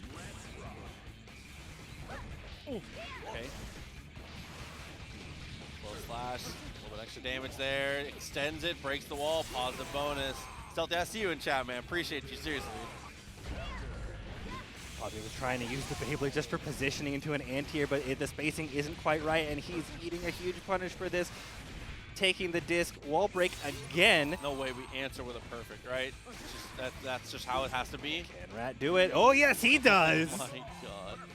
So, I mean, one good round deserves another here into what could be the final round for the second time. Apotheosis has Burst available, though, and Rat does not. So, huge advantage for sure. Could be big, especially because, I mean, Apotheosis is having trouble getting out of these mix-up situations. The Burst is going to be a one-time answer for him. Is it coming out? He's opting to, okay, there he goes. He doesn't want that wall break, but it's gone now. Yeah. He just can't find the block. Yeah, super jumping in, not ending up being the answer.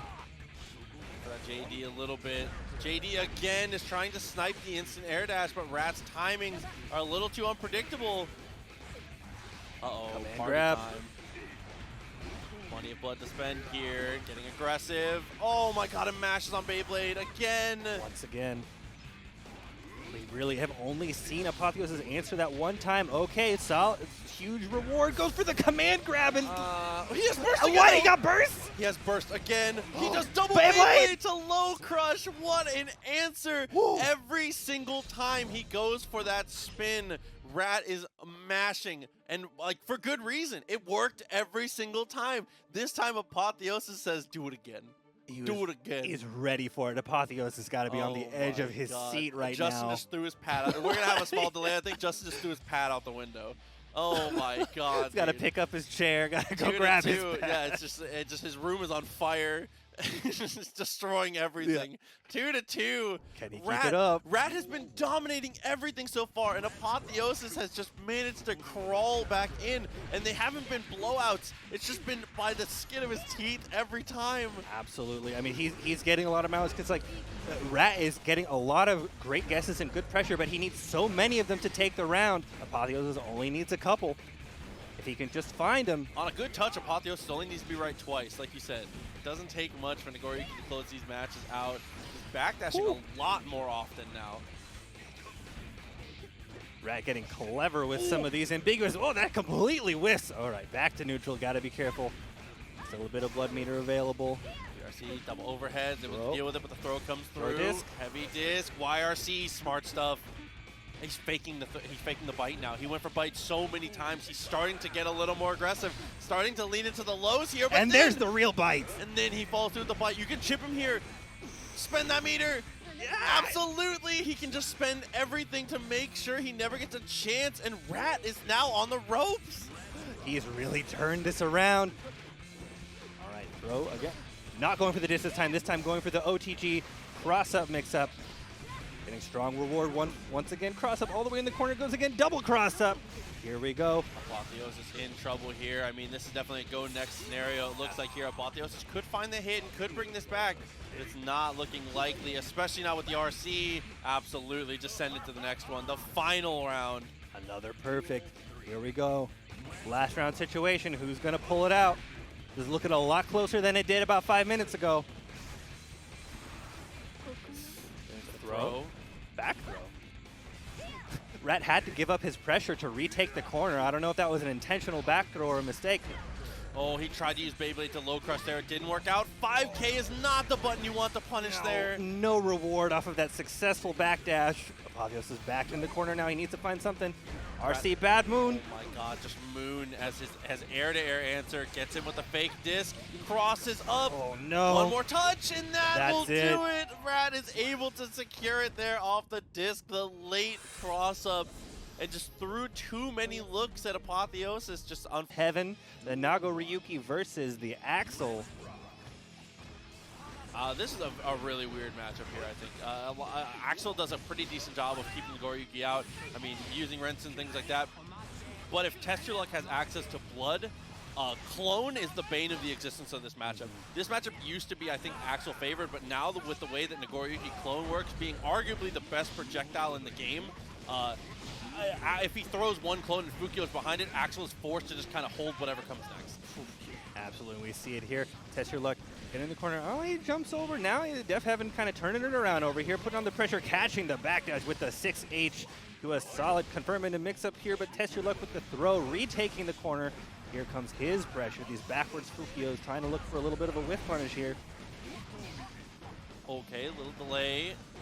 Oh, and there's the bite to finish it off. And that was without even having to use that clone. Like we said, that buffed up clone can really negate a ton of Axel's options. Didn't even have to spend it.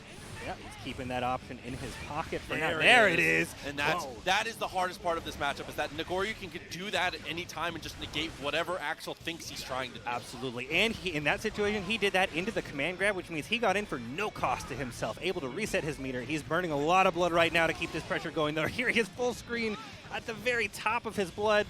Goes for the super. Oh my god, he's blocking though, I think. No, he's not quite blocking. That's a punish there. Punish, and he's able to get a quick hit there to seal out the game. First game for Testyourluck. Yeah, so amazing stuff there. Like I was saying, it just comes down to that. I mean, Nagoriyuki just has... It's definitely the hardest part of being Axel right now in this matchup. It's just, I hate to continue to say the same thing, but that damn clone is just so difficult to do anything about. You have to just put yourself in better situations and like almost preempt the clone. And sometimes preempting of it is still not enough. Yeah, I mean, looking at this from the outside, you definitely might think that this should be an easy matchup for Axel. He's got no dash, he's got no air dash. Like, what's he gonna do? But he has the answer right here. He can approach. And then he blinks at you twice, and you're like, all right, hold up. How to get behind me? Def Heaven doing his best to keep Testyourluck out. But this is the winning scenario for Axel. Blood is spent, pretty much maxed out at this point. You're able to be a little more aggressive or just play that full screen zoning game without the threat of him just Fukioing at you 4 times. Yeah, Testyourluck really having to rely on super jump to get in, but all that super jumping has just placed him in the corner now. Jump back, able to use that 2S, doesn't go for the OTG, instead runs up with the rainwater. Carefully poking. Try, yep. That's so rough. I mean, as soon as he saw that blood meter go up, Def Heaven knew that he didn't have to do anything crazy. He could just play nice and safe and chip away the round. Oh, empty low. Does it again. Millia? Breaking his ankles. Huge reward from Testyourluck all the way to the corner with the wall break. Blood gauge is still going up though. That 5H I think saved the day. Be careful here. Oh, the jump in is blown up immediately. Def Heaven goes in for the low. Backdashes, but is he far enough? He's far enough, just far enough. PRC4 gonna be able to make that safe. Wasn't able to get the PRC backwards though, and then, oh, Beyblade into the bite. Testyourluck evening the rounds up. Testyourluck really on point with these bites.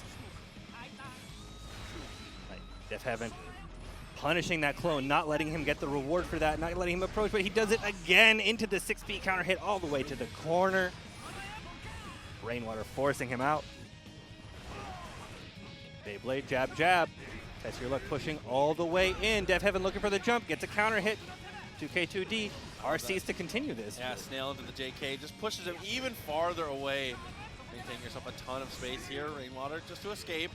It's that same situation as before. Testyourluck not really having anything to spend here to actually get in. Def Heaven in his happy place. Jumps over to take the corner, and again, the 2K2D blocking the burst, taking the game.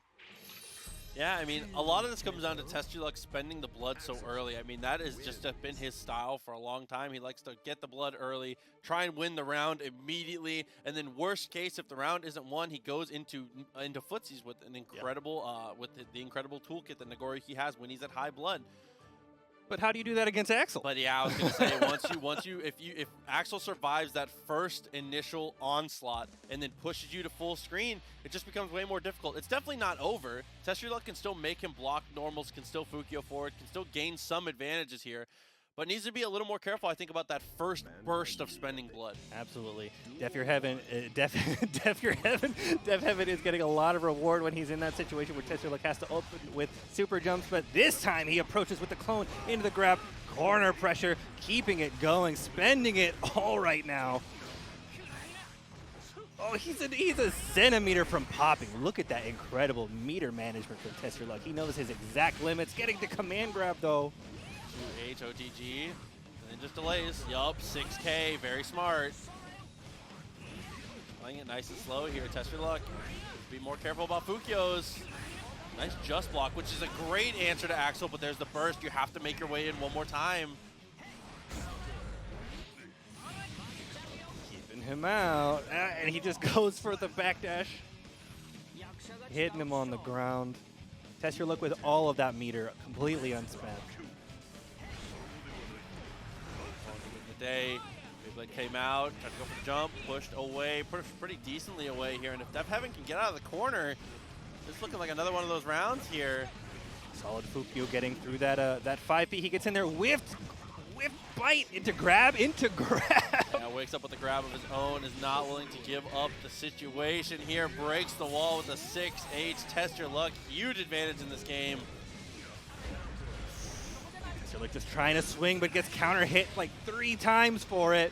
And that, I mean, that's kind of how it is for zoners, the same as it is mix-up characters. If their health isn't 0, the match is far from over, and Axel has one of those situations here. Oh, he wasn't blocking. My God. Oh, his blood doesn't continue to tick in the time stop, though. It doesn't matter. He's able to take this game.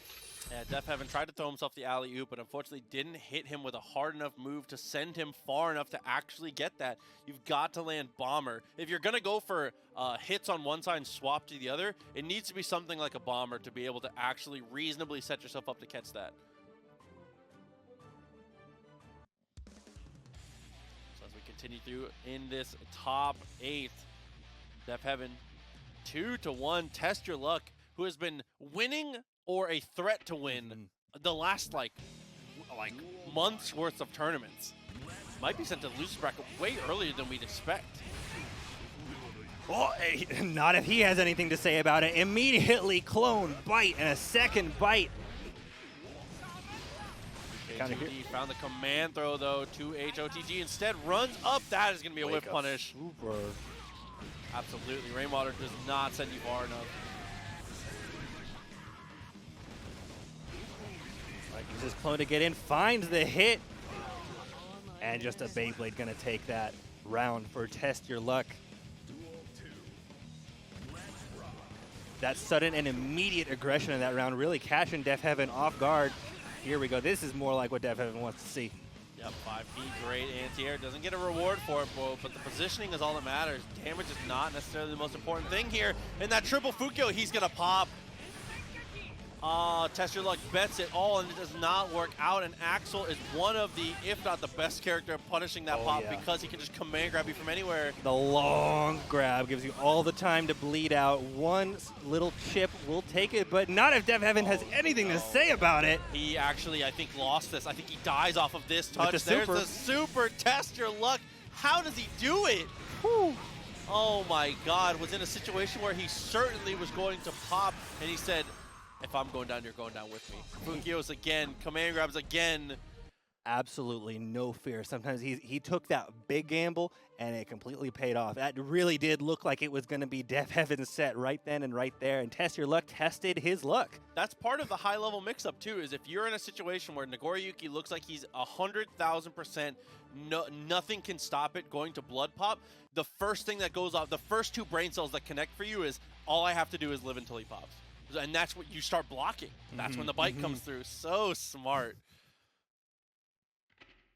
That's all my two brain cells ever say. Yeah. I gotta just let me live. Here we are once again in a game 5 here at the beginning of top 8 winner's side. Clone anti-air, got the Beyblade, far slash, continues the pressure, resets the pressure a couple times, able to jump out of it. And look at the gauge. Oh no, a nightmare for Testyourluck. DevHeaven with really fantastic reactions. We've been seeing those from him all night, able to react to the movement with his normals, but Testyourluck not getting clipped by this so much, just approaching safely with the FD in the air, FD on the ground, trying to find an opening. He doesn't have a lot of blood to work with. He goes for it. He's running out. He's going to pop. Oh, gets hit by the pop, though. Oh, Axel needs to be very careful. Yeah, absolutely. Okay. Whew.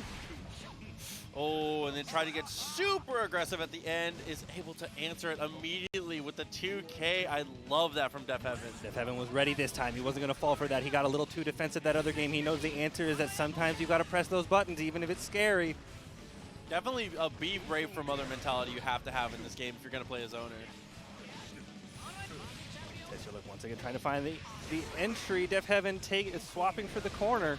Oh, and these trades just not in his favor in the slightest. Yeah, actually, the far side confirmed connects. He's able to get damage off of this. Huge damage. Suddenly is looking a little worse for DevHeaven. Taking the full screen, has blood for all this. Okay. Oh my he God. Pressed. It trades though. Yeah, not a great reversal super. It's actually so bad for DevHeaven, and he gets 5D'd. But it's great for us because now we've got one more round to go through. Once again, so many game 5s last round tonight. Jumps over, nice block from Testyourluck, finds the hit, Fukyo's forward, 2D connects, but it doesn't Fukyo again. I was scared of the blood gauge. RC up, empty into the low. DevHeaven was ready for it. Solid defense in the corner, gets him off of him, gets him out of there, knowing that Testyourluck's blood gauge is pretty high. 5H, make him block here, gains a ton of blood back off of that, has enough for a Fukyo, but there's the mash. DevHeaven, water connects, 50 meter available. Careful for command throw! PRCing to make that safe. Next hit, oh my God, it just gets executed. 5H. I'm glad to see him going into this with Soul. Yeah, I've been really enjoying what I've been seeing from his Soul. I mean, it's definitely unique in the way that he has just great pressure and great gambles. He definitely plays Soul, I think, the way he was crafted to be played, which is he enforces his will for sure. Mike is always, if you're not playing at Mike's pace, Mike is doing everything in his power to just enforce that pace.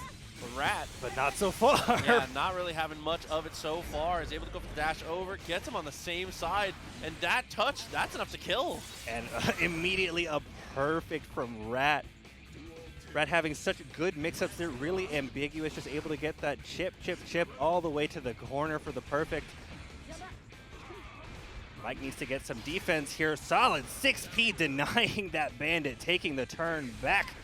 This aerial mobility from Rat. Another 6P counter. He's ready for these. Yeah, a couple amazing 6Ps in a row that have worked out. Has to go for the jump away, though. Trying to find this knockdown here from Mike. Dashes backwards. Almost connected, but still a little too far away. Gets the bad moon. Opts to not carry forward with the RRC. Just takes the hit. Ends up using that meter to YRC there, taking the turn back, getting bursted out of the corner. Mike said did not want that hard sweep. First to send him away. Oh my god, what a JK. Mike fears no heavy disc, except that one. Yeah, I was going to say. Got that knockdown again. Rat. 100 meter. Oh, double crossover is actually blocked by Mike. He confirmed it, just was willing to stay on the same side. And then with the BRC forward is able to get the hit again. Able to get that huge reward. Mike is so capable of getting just a massive counter combo off of any interaction. With just 50 meter, he can take you to the wall, no problem. Age trying to go for 2K. Very nice tick throw.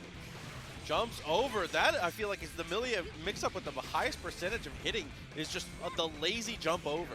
Yeah, everyone's ready to be like, oh, throw heavy disc isn't true. And he jumps, what do? You can't hit him. Okay. That's a little too far. Heavy disc off that knockdown. Oh my god. Mike is pressing. He's going. Once again, the blender. And again, you're right. He's pressing so much. He jumps out, gets counter hit. Another perfect for Rat.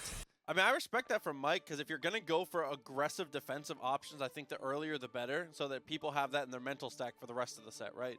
But damn, he got clubbed for it like 3 times. That's really, really difficult. That's just airtight defense from Rat, and offense rather. Just hard to fault him. Both of those victories, both of those rounds from Rat were perfects. But hey, you know what? That's just the download. Mike just had to take those perfects, get some data. Let's see if he can bring it back. Where do you block? Yes.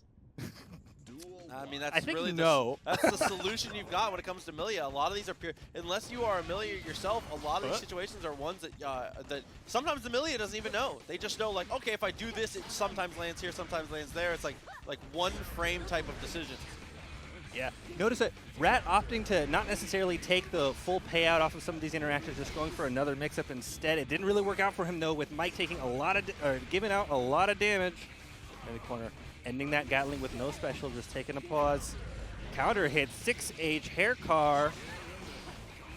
Gotta burst out of that corner. Not able to continue that combo. He's getting these 5Ks. He's able to continue that. Got the meter for RC, but not close enough to continue. He still forces him into the corner, though, with the pressure in the RC into the extra overhead, catching Rat's Millia, crouching. Easy, fast RC there from Mike. Good close slash to contest, though.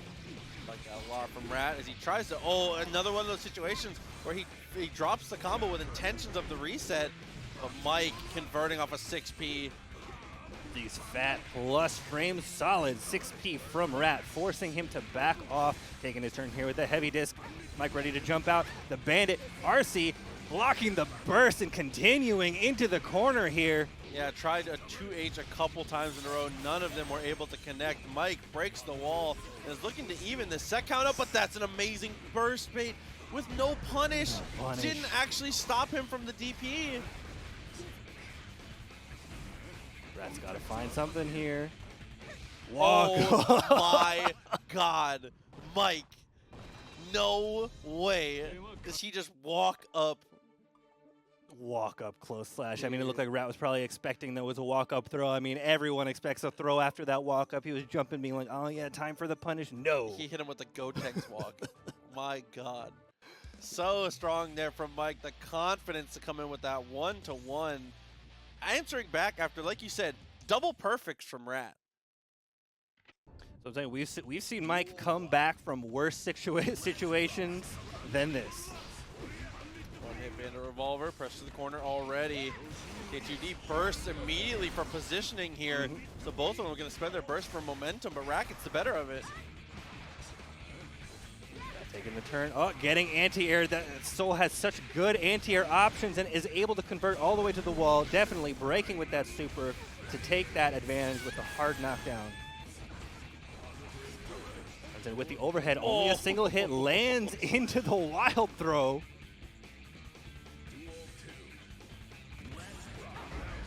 Oh, 2S. Look at the damage off of this. All the way to the corner, too. That might just be the rest of your life. Whew. Rat pressing twice and just getting murdered for it. A burst into the corner, but immediately Volcanic Viper RC into another one. Going to seal it out. A perfect for Mike. Mike reads the room.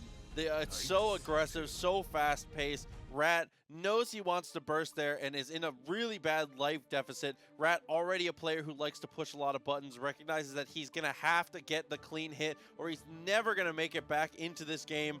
Mike, DPs, he said, I'm a DP on your wake up. Absolutely. I mean, after that first game with 2 perfects, Mike recognized if he's having trouble blocking the mix-up, just don't block. Yeah, I mean, that's it's one of those things where we talked about this recently on Twitter, right? Oh, bad advice.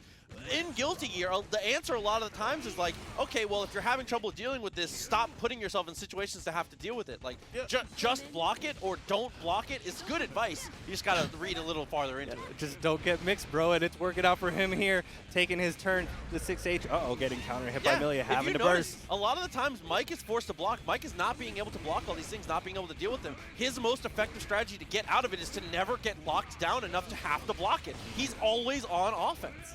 You know, in previous games against other players, we've seen Rat mashing a lot. He's not able to do that against Mike because look at these huge punishes he's eating for it. Yeah, not only the way that Mike plays it, but specifically that Soul plays it. Soul is a monster at killing you for trying to go for these little staggered 2Ks, things like that. And now, with a potential final round up, Rat is able to get that first hit. All right, let's see if he can carry this forward. All the way he gets out of the disc like that? Yeah, recognizes it's a disc that's not a meaty. Vortex does break you straight out of it. What a great situation there from Mike. Blocking. We haven't really seen any throws. RC going low. Full risk meter. Any hit's going to be really dangerous. Maybe not that hit. Yeah, very lucky to have that end up the way that it did. Runs up for the mix-up afterwards. Mike falls for the stagger this time. He's got burst, but he's not going to burn it for that.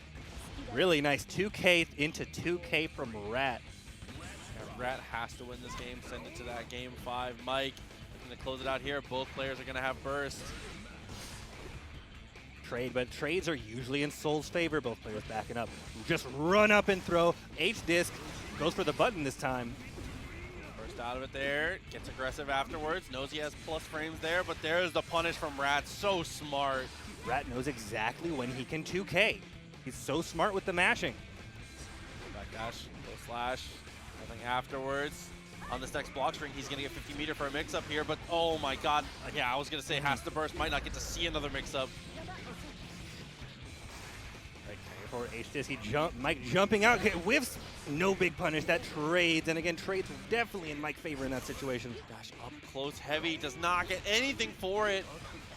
Incredible spacing from Mike into this huge pressure string into the corner. Here come the plus frames. Can Rat find an exit? Backdashing.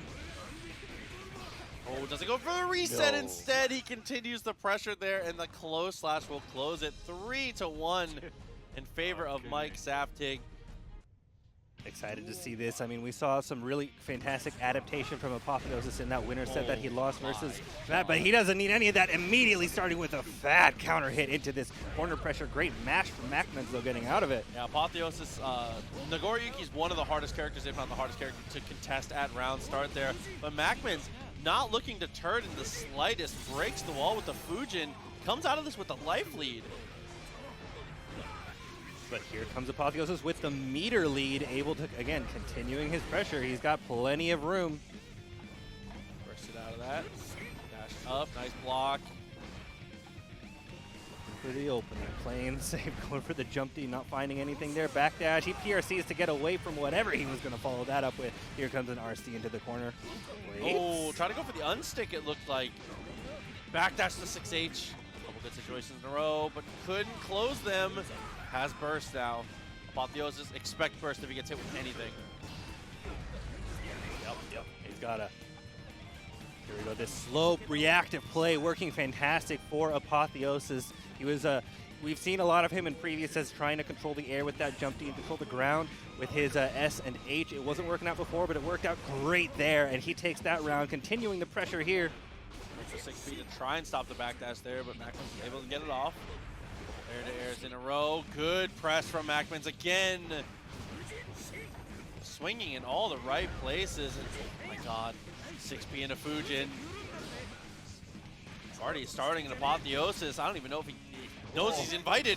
Yeah, no, he's playing a little bit scared in the corner here. That's the third backdash, and he gets caught for it. MacMens with the big punish into the wall to take that round, recognizing that Apotheosis is kind of leaning on this one option. I mean, it's to be expected, though, because Nagoriyuki does have one of the best backdashes in the game. It's good on MacMens to start scouting it out early. They're trying to take that off the table, but there's the first bait. The double Fukio into the grab here, taking control of this round. He goes empty, RC up into the bite, gets 6 speed out of the corner, but he's not deterred.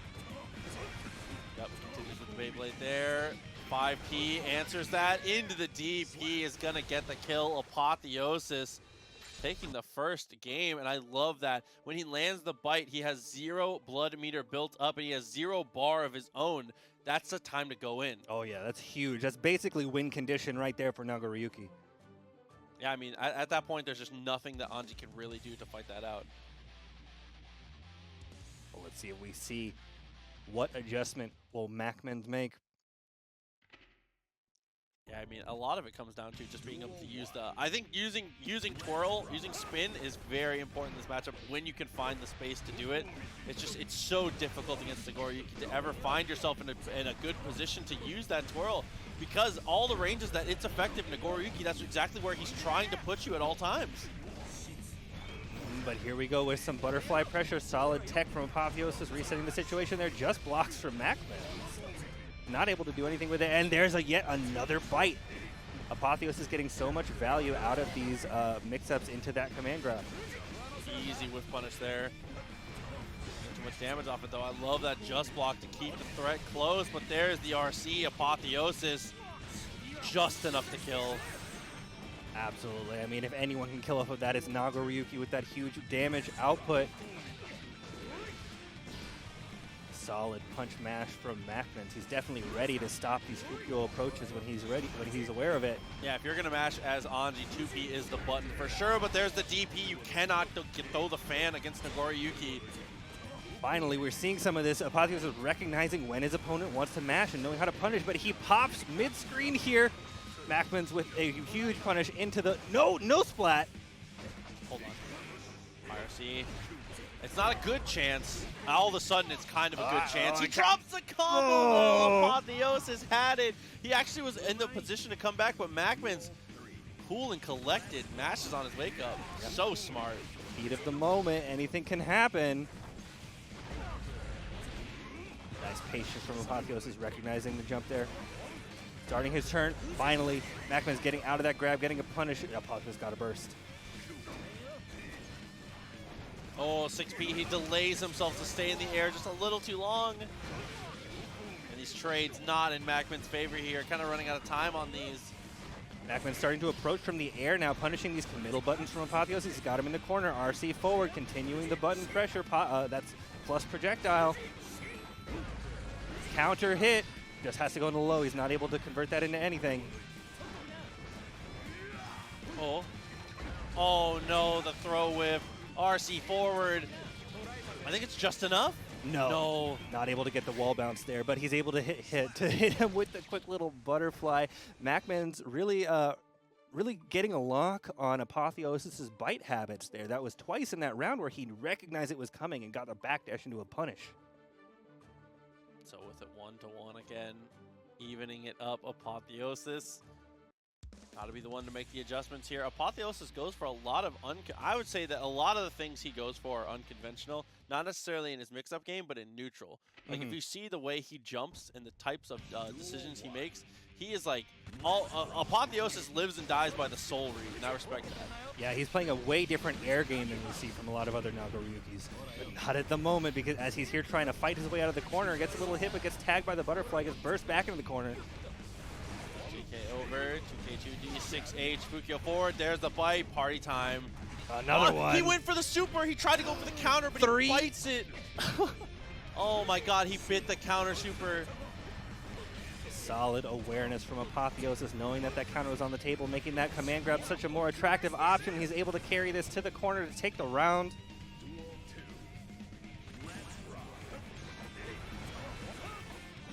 S, with punish there, steps on his toes. Oh my god, the 5D blocked. Taking a little bit of a risky play here. Trying to find something in the air, getting counter hit into the corner. Here's the butterfly, tries to mash out of it. Overhead connects, finally connecting here for MacMens. JD loops, so much damage, half-life. Apotheosis still has that burst though. Apotheosis grabbing back into the corner, taking control. Here comes some pressure.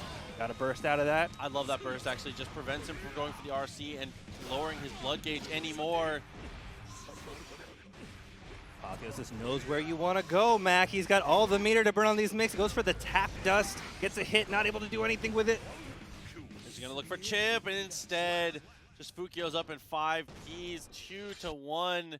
And Young LZ hit it on the head. I mean, these are two players that we've watched growing for a long time. I mean, Apotheosis, we could say, as our close personal friend, is the homie. And he started playing this game and was like, man, I think I found my game finally. Yes, he really did.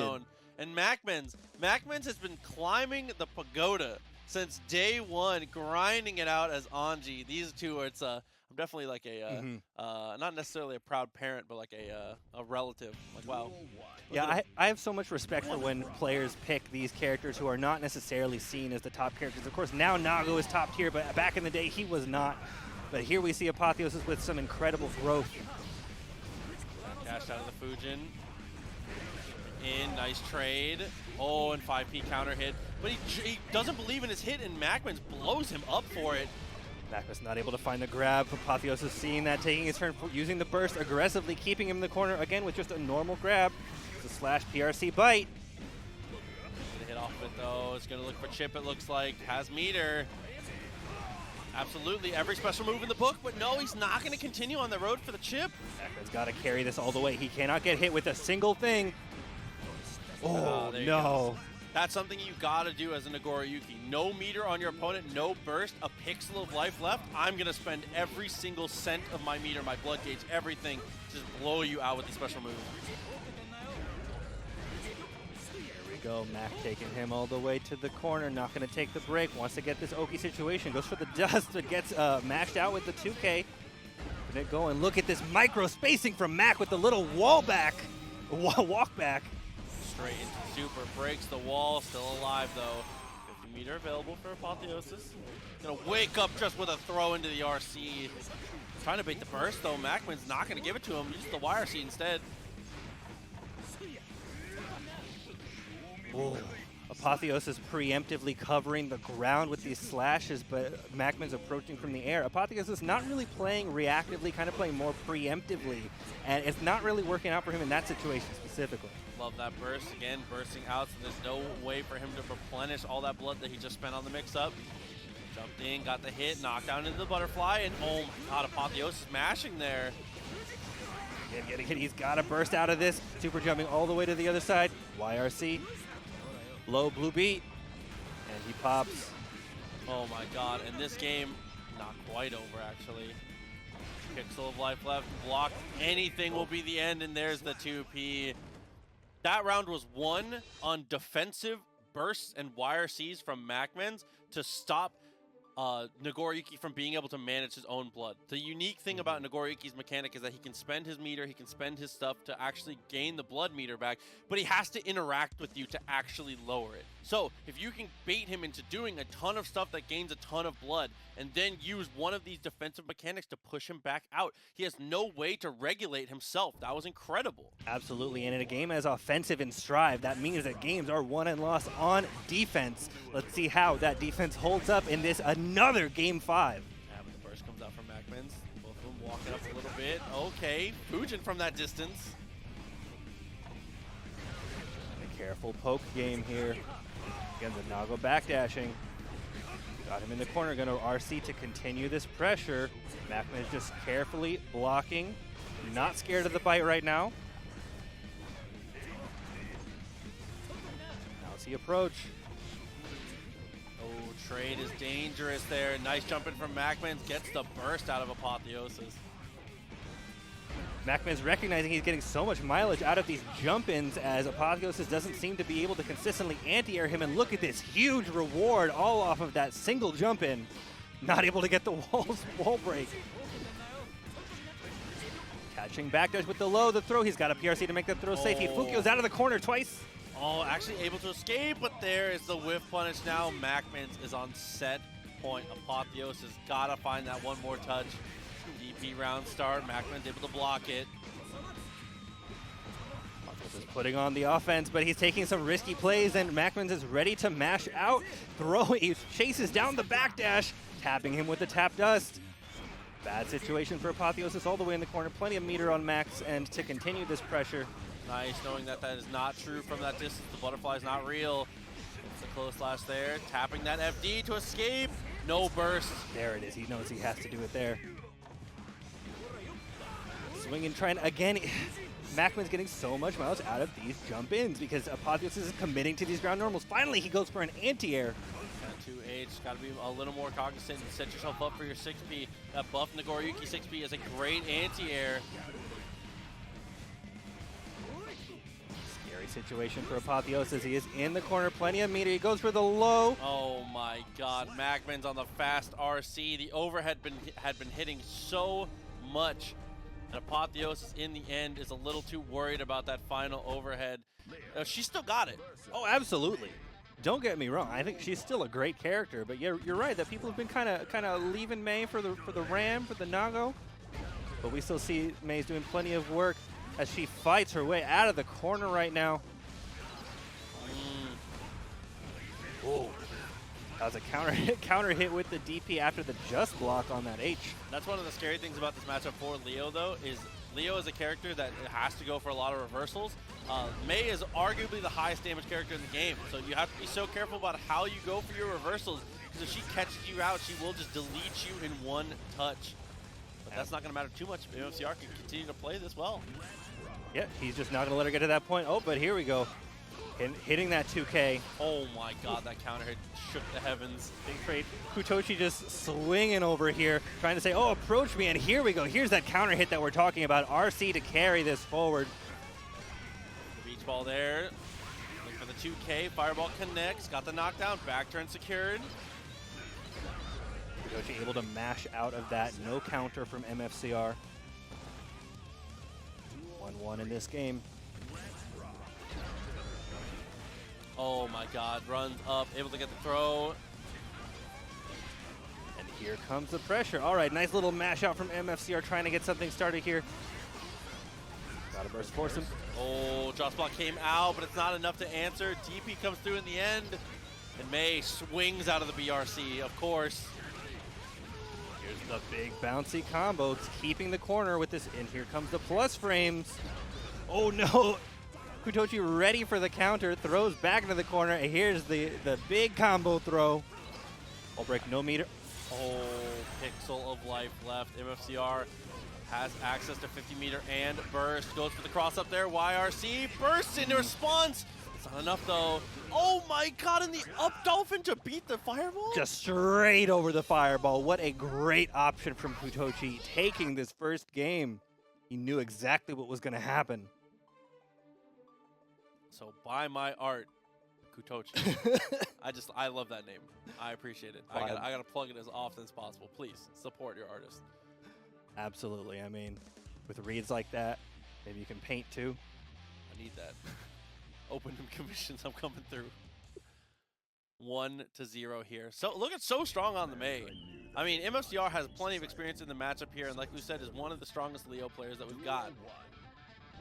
So you just got to continue to play safe and solid, and that jumping normals from Mei is a great way to go on this.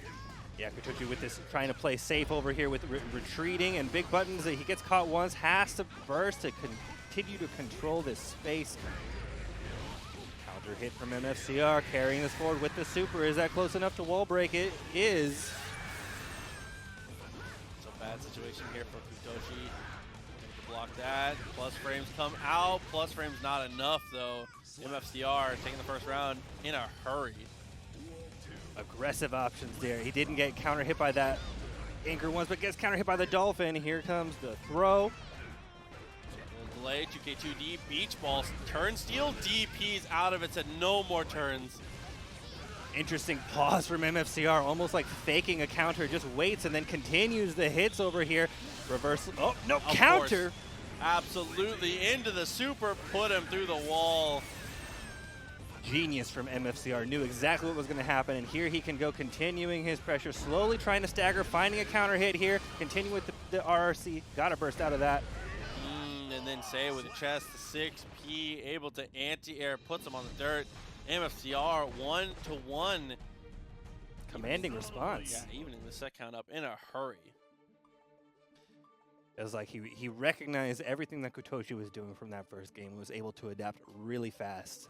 No way, we have Ronan Healy, the Blaze Blue Cross Tag champion in the chat. No way.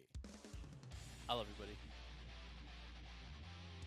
So with it 1-1, MFCR, we'd love to see him continue this style that he's been going for, looking so...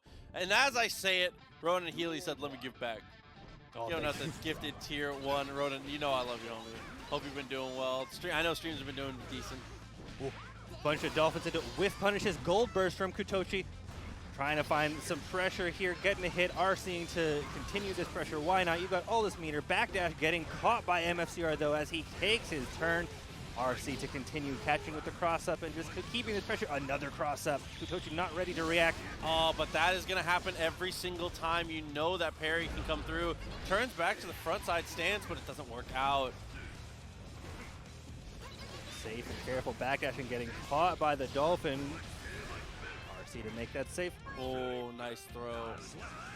Gets chucked into the corner for the round. Yeah, do not let him get away with those run-throughs. The easiest way to get blown up by Leo is to give him the opportunity to do that. Just like that. When you see that dash through, sometimes just mashing throw is the best option. Kuutochi with this really smart spacing, knowing exactly where he can place that this huge counter DP on that charged heavy. RC to continue, catching a backdash with the slash. RC to put you back in the corner, gonna take it all the way, bounce. Oh no, he ends up in the corner himself. Yeah, missed the spacing on that. Oh, but there's the RC, so smart. I mean, once, it's hard because MFCR, once you see the Dolphin coming out, you're like, okay, safe burst.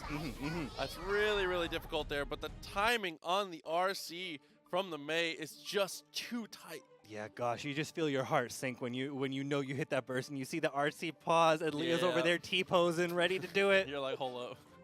Blocked. Oh, man. Kuutochi up 2-1. That's buy my art, Kuutochi we're talking about here. Buy my art. We got to say the full time, full thing. Buy my art, Kuutochi. Mankind duel 1. So, like we said, 2-1. Oh my god, round start 2K against against Leo, willing to be the aggressor with that kind of normal? That's so brave. Yeah, hell of a swing. Really feeling it, bursting to keep in the corner, heavy right through the fireball, taking command of here, backdashing that DP, getting a punish, gotta burst that. That was gonna be huge. He might have died there, to be honest. Good block, run through does not make it through. YRC in response, Blue bead. 6P right through the volleyball, taking the turn back, using these normals that push forward, getting the wall bounce, keeping the corner, goes across. Kuutochi ready to block that, but not ready to block the overhead. MFCR pulling all the way forward, counter hit. No meter to continue this. It's okay though. Went for the fast RC, did not quite get there for the mix-up, and runs up with the throw. I think MFCR might have gone for a DP there and threw him out of it. It's such a good response if you can get that timing. Kuutochi spamming those normals, trying to bait out MFCR's approach. He is cornered, backdashing through that overhead and takes his turn, gets all the way out, forcing that burst. Cross, very nice. Overhead not dealt with there. There's the burst. Oh, tried to swing it again, but MFCR not afraid. But maybe he should be. Kuutochi, one more touch could do it. Gotta be careful about how you get out of this corner, and Fireball PRC is gonna do it. He's not able to convert that into anything, and he gets tagged because he can't block. RC to close it. Buy my art, Kuutochi. All right, Kuutochi making a strong case for why you should buy that art. I mean, MacMens is not just any Anji. Right. I mean, when you're this good with a character like this, I mean, you have a hard matchup, but those are the matchups that you work on and you lab. And I've got to imagine that if anyone's got answers for this, MacMen probably has some answers in his pocket. Let's see what he does. So far, having trouble approaching here as Def Heaven showing off again those incredible reactions that we have been seeing all night, ready to stuff any approach. Whiffs that though, getting pushed into the corner. Looking for that 2S instead. He's gonna have to spend his burst to stay alive. Dash up 6P, usually a great option against that JS, but Def Heaven sees the attempts from MacMens to answer it, and it's already kind of taken JS out of the vocabulary. Approaching empty, jump into the heavy, gets a counter hit. Not a big reward on it, but I mean, hey, pushing to the corner is pushing to the other side of the screen is a reward on its own. Tap touch. Oh, didn't want to go for the jump over there. Def Heaven does have a plenty of meter, but there's the throw. And Def Heaven playing this so smart because saving that meter only for correcting errors here. Assuming Def Heaven plays as solid as they know they can, Anji doesn't have a lot to get in here, so saving the RC just to answer potential RCs from Anji is so smart. And it's so demoralizing as the other player working so hard to get in and seeing that mistake and knowing that he just PRCs himself to safety. Let's see if he can find something. Counter hit here in the corner into the Fujin combo. Continuing pressure once again. Overhead finds the hit. RCs for it. Gets the wall stick and a wall break. I just want to say huge shout out to Oswaldo coming through. 23 months, the homie Oswaldo, man. Hope you're doing well. He did extend this definitely the round. Commanding pressure from MacMens this time. Okay, so with it 1-1 on the rounds here. So important. Oh my God, Punk the God coming through with a huge raid. Thanks so much, man. Welcome everybody to this hot set Def Heaven versus MacMens. Shouts to Punk, man. All the alphas coming through. Good to see y'all coming through. Really nice to have everybody here. As we said, in top 8 of losers right now, continuing to run through this tournament. There's the burst and a huge punish from MacMens. Def Heaven's fighting for his life in this corner right now. MacMens opting to not go for the splat, instead just taking the butterfly Oki, continuing this pressure, and it's working out great for him. Oh my God. It just had tried to jump out of that Fujin follow-up twice now. It just has never worked out. Yeah, there's something a little bit wrong with his fuzzy timing there. He's getting caught by the sweep follow-up. Yeah, I mean, MacMens built different. Everybody's thinking about switching characters, things like that. Anji only. He's dominating it. No, I have so much respect. You got to stick with your character. You got to play those characters who no one else sees the potential. You can really bring it out. I mean, as someone who plays characters that other people don't like to play, in Guilty Gear, I play Gold Lewis. I respect that. Hey, you got to. I mean, you got to. The road less traveled is sometimes a better road. Absolutely. You got to be the one to trailblaze, right? And MacMens still out here doing it. Yeah, MacMens absolutely iconic here with the Anji. Look at him work.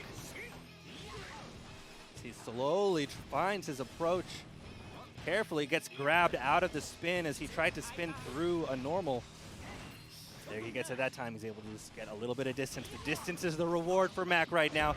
Hitting the throw. Yeah, 6H, forced to burst. Huge starter. Could have been a nightmare there for Def Heaven. So he goes for that double overhead and runs up for the throw. A lot of people get that deer in the headlights syndrome when they see Axel sprinting at them. Yeah, but not MacMens as he's ready. He responds with the backdash, taking his turn back, forcing Axel all the way here to the corner, and it continues. Available for MacMens. Make it a max meter. Yeah, just anything could do it here. YRC actually connects and he gets a hit. Def Heaven able to go for the 2K2D. Renson continuing rinse and repeat. Chip is all it'll take here. He can't survive much more of this. He's got to get in. He does with the jump in, but he didn't trust it. Yeah, maybe he was expecting burst, but there was no burst on the table there. So MacMens, unfortunate miscalculation. Let's Axel breathe. A huge mistake costing him that round. Definitely could have made something happen there. He's having a little trouble getting in now. Def Heaven really on point with these 2K2Ds to stuff these ground approaches into a hard knockdown. Again, low, Def Heaven. That's honestly the special at this point. Def Heaven doing a little bit of Rat's Millia right now. Oh, jump back with the rainwater. But now running out of time. Yeah, JK to stop him there. The perfect coming through. And that's just, again, Def Heaven, the difference maker here is that he's saving meter only to correct errors. No reason to extend damage, No reason to do fancy combos, no reason to stop time. All you need is to reposition against Anji. If Anji does make that soul read guess and break through your defense, RC backward once and make him do it again. Absolutely, and I mean, Def Heaven is not playing like a complete turtling game. He's just saving that meter to use it in really smart defensive ways, and it's really worked out for him that game. So with a 1-to-1, see if MacMens can get himself a little bit of more footing as we continue to press forward here, or if Def Heaven can close this one out. I mean, if the last game was any indicator, Def Heaven might be able to run away with this. MacMens got some major adjustments to make. Gotta make him fast too. That's a great way to start here. Backdashes over the 2K though. So punishing. He's in the corner now. Okay, he's able to take that throw, but he's getting tagged by these counter hits as Def Heaven retreats while throwing out offense. Here we go on the right side, though. Oh, again? The overhead whiff, though. That was a really unfortunate situation. MacMens actually had the combo, but it didn't connect fully. PRC pulls him into the bomber. Finally, Def Heaven burning that meter offensively, but that means he doesn't have it defensively now. He burns a lot for FD here, but he's getting thrown, and he gets tapped by the tap dust, gets a blocked burst. Def Heaven tried to break his way out of that, but with that much going on, you've got to expect the RC there from MacMens. RC puts him into a situation where he can't kill. Yeah, and once again, as you were saying before, Def Heaven was using that meter defensively before. The one time he burns his meter offensively, he loses the round for it. Yeah, that can't be the situation here.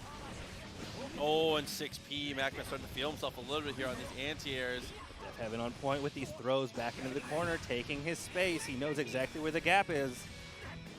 These dash blocks so smart. All you got to do is push him to the corner here. Had the hit, drops the combo though. There's another opportunity. Bounce again, another drop. I mean, he's having to approach in such an unorthodox way, it's kind of tough to convert these, but this one should be nice and easy with a super wall break. No, he drops it. He goes for the restand. But he stuck him on the wall on the ground. Yeah, absolutely. The gap? Yeah. It's not enough to kill. Dashes up, forced to block a little bit. JS working out beautifully to even the rounds up now, and this is a huge momentum swing of a game. These games are being won and lost on little micro decisions where a little bit more reward could have been the difference between life or death. He's having to approach all over again. Jab counter, going for the sweep. In here, plus projectile, trying to jab out a jump. Oh, nice answer. Again, no burst still available here for Def Heaven. I love that burst from MacMens. So far they're into the corner. Instant air dash is over, but can't quite get there to get the hit. The spacing just wasn't there for him. Is that counter hit in the corner? Got a burst. No health on the board for Def Heaven. He runs in, but gets swept again. 100 meter for Mac. Comes through. Gets the throw on wake up though. Right. MacMens is going to be the first 1-2, and now Def Heaven. Oh, 2 in a row is going to be a nightmare here. MacMens has such a huge advantage. MacMens really pulling a page out of Def Heaven's book. I mean, how many times in the last 2 games did MacMen get thrown by Def Heaven on Def's wake up? Absolutely. I just want to say, I see people asking about it in the chat. If you guys want to join in these tournaments, you can go to TampaNeverSleeps.com as the best place to see all the different information you need, or just like that, the ! Discord in the chat pulls that up. That's where all the tournaments are run out of. So if you guys are interested in playing in all these free-to-enter tournaments, that's definitely the best place to go. But now, here we go. 2-1, game 4, MacMens. Looking to continue this dominance here, or can Def Heaven get back to what started him off so strong in this set? Here we go. Finally, he finds the gap and gets that jump-in reward into this corner. Oki catching the backdash with the sweep. That's a nightmare starter. So much damage. He's lucky the wall had that low of health, to be honest. Yeah, absolutely. One extra hit, he would have been able to break with super, but he didn't need it because he can just carry this on. He misses the end. He could have definitely extended that with meter. Doesn't need it. PRC 6P going to take this round for him. Yeah, PRC 6P so smart. MacMens is a single round away. Dash up 6P, bursts immediately. Def Heaven, no more resources to save himself here. Is kind of out on an island until he gets 50 meter now. Mac happy to play, say fine where he can dash in without a button, getting tapped there for his trouble. Where's the opening? Gets pretty close. 6P counter, not a big extension. PRC, just like that, using it defensively. Unfortunate now, same situations before. In the corner, no resources. Plus frames off the fan. It finds the hit. Doesn't RC, though. That is the second time that MacMens was ready for that backdash throw. He whiffed into the counter hit. He has this on lock now. Oh my god, the 6P to stop the jump back. MacMens defying the odds of the matchup here to defeat Def Heaven. Where this is going to go. Immediately, 2S getting a quick start there. But Rat, undeterred, carrying this to the corner. Here comes the disc, Oki. Up Dolphin, actually, to break him out of that situation. Kuutochi not too scared, but the 6P ready to smack that Dolphin out of the air. All these backdashes avoiding the Dolphin. The RC late burst from Rat, very smart. Delay, here comes the counter hit into the super, just putting him in the corner, putting the disc down. Kuutochi not afraid of the side switching here, knowing that in the corner the options are relatively limited. Okay, nice whiff punish. The very tip of 5K, and here it begins again. Delayed S-disc, getting a hit there, able to confirm that all the way into the super for the round for Rat. Okay. Oh Whoa. My god, jumping K to stop the up Dolphin. Ready, I don't know if we're gonna see that up Dolphin again for a little while. Not gonna need it there, good amount of damage. Nice punish there, dashes up to stop the 3K. Unfortunate drop on the combo there, but that's okay. Kuutochi jumps up, looks for the JD, too far away. Red just kind of takes some safe pressure here. PRC to continue this, taking this disc in the corner again, finding that overhead, but gets pushed out a little too far to continue that. Kuutochi wasting no time in taking this back to a neutral situation where he knows that that anchor is king. Smack the approach, saying, come on, come on, come on, get close. I mean, that's the name of the game with Millia, just decline neutral with characters like this. If you can't beat them in footsies, don't play footsies. Good connection there. Saves the burst, very smart. Nice block twice in a row. So ambiguous from Rat. Why are seeing the bad moon 6P on the approach? He's just backing up the big anchor. And getting out of that round with your burst intact is huge, because now even footing in this one, found the knockdown very early. Yeah, but you gotta burst that. Counter hits near the corner are no good. Oh my god, and look at the life bar. Look where the rest of his life bar is. Incredible conversion from Kuutochi, getting that mid-screen huge combo into super, pushing into the corner, hitting with a quick low to take the round and the game. Wow, so by my art, Kuutochi got that first game on a line, and I mean, yeah, Name said it in the chat, Millia moment. Sometimes as Millia, as a character with no defensive options, you get caught and you just have nothing to fight back. You actually are just like, you just have to hold whatever happens. Yeah, Kuutochi making a strong case for why, like, you cannot discount Mei just because she might not be the flavor of the month at this exact second. She's still super strong. That up Dolphin, not quite able to connect. Good use of that far H. Red trying to approach with these fast buttons to find the gaps in these heavy hammer swings, getting a counter hit in the corner, extending this all the way to the wall stick. Has meter for the super, is going to use it. Wants that hard knockdown. Not very much life left here, but Mei is still in it as long as she has any amount of life. But for now, it looks like it might just be over in this round. See, incredible defense from Kuutochi, blocking all of that, but oh, just one hit too late after so much blocking. A little overhead is going to take that round. That ancient proverb, man, cannot block forever. No one can block forever here. Up, got the close slash on the fake throw. Very smart stuff. That's the rest of your life bar, my friend. I'm fortunate for Rat here, but you're good. Not quite all the way, but that's some impeccable neutral spacing from Kuutochi. Look at how Kuutochi places these normals. Able to throw there after the FD. Jumps out with the JP. Kuutochi evening the rounds up again. Ready with the right answer. Kuutochi was studying. Close slash connection. One of the best starters here for Millia. Rat gets the cross up very deep. Aggressive burst to keep this corner, wants to keep this pressure going. Rat getting all the way out of there with as many aerial movements as he can afford. Kuutochi just swinging that anchor, trying to find a space where Rat just happens to be in the moment. Oh, and keeping it same side, and they're able to even keep it back to the corner. Heavy disc. YRC's out. Another YRC, but it's blocked. Counter hit, getting all the way over here into the corner. Gotta burst that. God, what happened? This was so incredibly Rad favored. Neutral hair car. Okay. Able to get the game. That was almost a heartbreaker. Rat almost took a lot of mental damage for that one because losing one interaction and having your entire life bar get like absolutely Thanos snapped. Yeah, but incredible. I mean, patience and composure from Rat, able to just return back to the game plan, focus on that clean movement, and that risky hair cart in neutral really panning out with that quick low hit, able to seal that out with a bit of an unorthodox option. Yeah, I mean, as the chat said earlier, that's definitely a May moment. We've got a lot of May moments tonight. It's going to happen to you. Duel 1.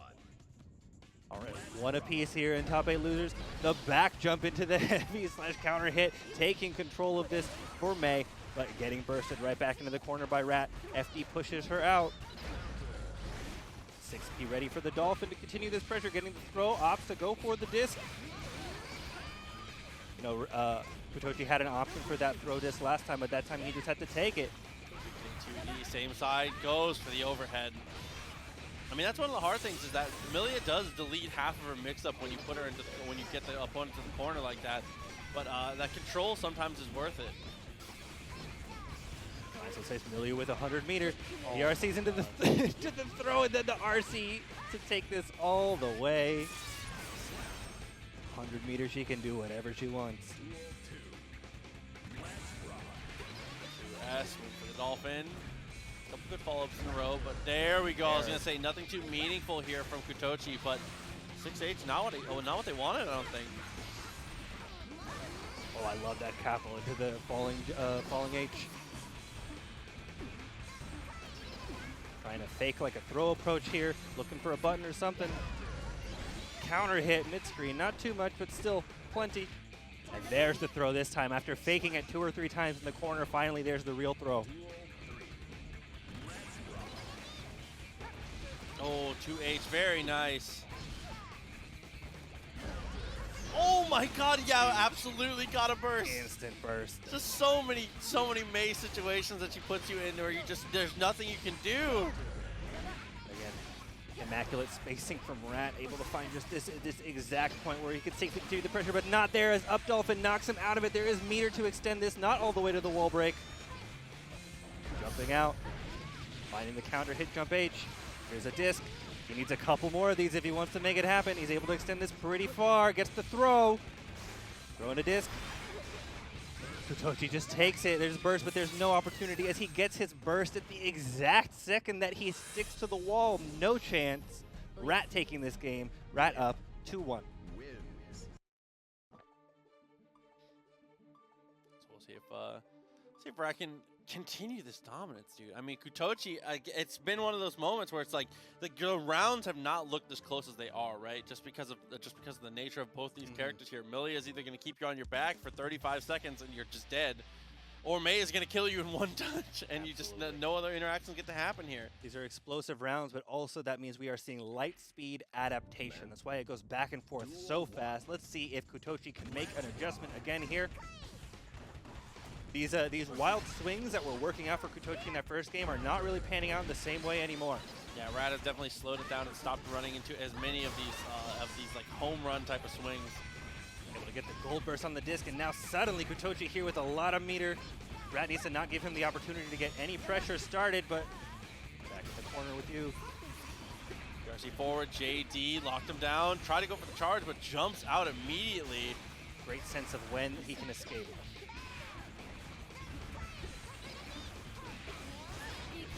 Pressure RC bursting on that, doesn't want any part of that combo. Double overhead, loop into the disc. That disc was pretty ambiguous, but it was just enough to clip kuutochi. Okay. Close slash, yeah, good mix up here. Jumping up to block Up Dolphin is usually the best way to deal with it, but doesn't have time to really deal with anything else. kuutochi is making it so hard for Rat to tell when is it safe to jump out of there because he's threatening these throws all the time. But countering with these frame traps. Counter hit, no reward out of that. Double overhead. Rat trying to push his way back to the center, slowly making his way. He's got all the way to the corner. kuutochi's got to use that burst to get out of there. And PRC to reposition, so smart here. Up Dolphin is beaten out, actually, at the falling age. No meter to take this all the way. Backs off. Rat's expecting the super, but he gets hit, and here comes an RC. Again, now we're all the way in that corner. Here's a huge confirm from May, able to kill. Oh my god, and they were one hit away from having burst here, and that is part of the strength of May. It's just deleting you faster than you can even get your burst back. Gosh, we're seeing a lot of these rounds where they get burst like right at the end when they get a wall splat. It's just, this timing is not working out for them. On the other hand, great awareness from the attackers, being really mindful of that burst meter and knowing when they can afford to go in and push it all the way. Final round between these two, I believe, to set ourselves up for our top 4 now. Rad or kuutochi, Millia versus May. I mean, we've been seeing a lot more Millia these days, but May, proven she's still got a place in this meta. It's hard to ignore the character that kills you in 2 hits. Absolutely. I really respect Rat's patient play neutral here, but like, they let themselves get pushed way too far back to the corner. This big counter hit, this is going to be huge. Live it though, lucky that the wall had that little health. Immediate Dolphin just looking for any spare stray hit. Said, give me a reason. Hey, I mean, this is winnable for sure here for Rad. Able to get another clean hit, forces the burst out, and Haircar wins. Again, you know, I've only seen Rat do Haircar neutral twice, but both of them have been a solid counter hit into some great pressure continuation just like this. Max meter here for kuutochi. This is neutral. This is actually pretty good for kuutochi right now. Rat stalling for 50. He gets 50, but he gets tagged! Oh, and the 5P to get the confirm as soon as the animal connects to the killer whale. No way he gets that anti-air. kuutochi smelling the blood as Rat was playing passive, trying to fish that meter. Burst away in the air! Oh, the rest of your life bar is gone, but the killer whale whiffs. The whiffs. Okay. Still able to get him there with the 2D. That was so close. Because this is a very volatile matchup, obviously, in Soul versus Nagoriyuki. I think a lot of the Nagoriyuki said that they thought that this was Soul favored before. It feels kind of evenish to me. I'd say maybe slightly Soul, but I don't know. Both characters can absolutely manhandle each other. So far, these guys are just slugging and blocking. An absolutely manly neutral fight over here. Finally, an opening with Mike finding a counter hit in the air into a huge reward all the way to the wall. There, 5H, pushed him away, 2H, good amount of damage, and built a decent amount of that blood back. Still not enough to really have access to that Fukyo though. Luck playing very carefully, knowing he doesn't have a lot. He doesn't have a lot to work with here. Mike just dancing. Mike looking like Millia right now, the way he was jumping around, but he gets hit. I mean, it makes sense. Mike's secondary character is Millia, so I mean, definitely try to work that a little bit, but that angle not working out here as we get our knockdown. Fukyo's forward, but there's the wake up Tyrant Rave. 100 meter, you got to do it. Testyourluck not respecting the sheer amount of resources that Mike had on the board. No! Oh no! But the burst is not punished here. Oh, and he thought it was gonna cross up. I think it does not work out. Mike Saftig. That was the first round. That was 1 round. Oh yeah. Yeah, expect a little more of that. And Mike establishing that wake-up overdrive on the table real early. Testyourluck has to keep that in mind moving forward. That's going to be a limiting factor on the offense that he can pull. 5K after that, trying to go for Beyblade. Look at this Millia movement from Soul. Yeah, jumping over, goes for the bandit, but that's a punish. Oh, and that's another huge punish coming through. Opting just to take screen rather than really getting big damage out of it. Mike bursts on first hit almost every time here, so expect to see the burst very early on if it happens. No, instead, knows that damage is not going to be too consequential here, so chooses to hold on to the burst for that one. Mike pushed all the way to the corner, crouching, taking, waiting, backdashing. Look at this incredibly safe approach. Mike taking no gambles right now. I mean, Mike honestly kind of jumping in pretty freely here. Testyourluck wakes up with a throw, doesn't get anything afterwards though. Oh my god, you just punch his shoe? Yeah, he, just like you were saying, he was jumping in. Testyourluck recognized that. A quick little anti-air 5P is going to be enough. Bite was just a hair too early, I think. Definitely first world problems here, being 2+ to command throw him. Mike ready to punish him for showing them teeth by punching some of those teeth in. Goldberg's going to get blocked. Testyourluck trying to take his turn back. Okay, Bar slash, RC forward. Love the little delay. Ends up having to Fukio backwards though.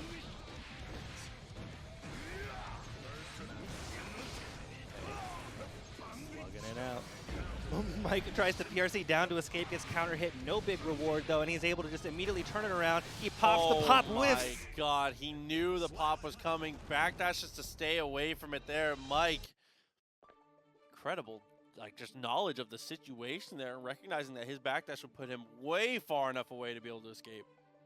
That's not the first time that we've seen a pop that we feel like maybe the Nago player had a feeling like it was going to at least get blocked and put you into a neutral situation, but Mike knows exactly where he should be. And they were both Test Your Luck too. The other one where it felt like it definitely should have hit was Test Your Luck. Put him a little too high. The vertical hitbox wasn't quite high enough. That's right.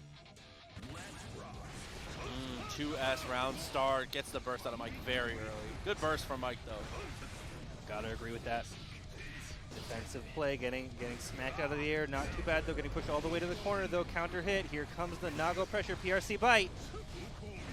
Oh, 6H is the backdash, and then goes in for the Beyblade to close it there. Another perfect. Again, so many of these tonight. Just really fantastic decision making, incredible coverage from Test Your Luck, being ready. And here we go though. This time it's Mike's turn. Mike putting on some offense. Finally an anti-air from Test Your Luck, recognizing Mike is jumping a lot. Okay, push him to the wall. Blood gauge very high here. Test Your Luck not able to really do much here. Fukio's forward though. Grab into the corner, RRC. Had to. That was the only reason he didn't gain enough blood to actually pop there, was because he was able to go for the RC and actually swing out a normal that involved the sword.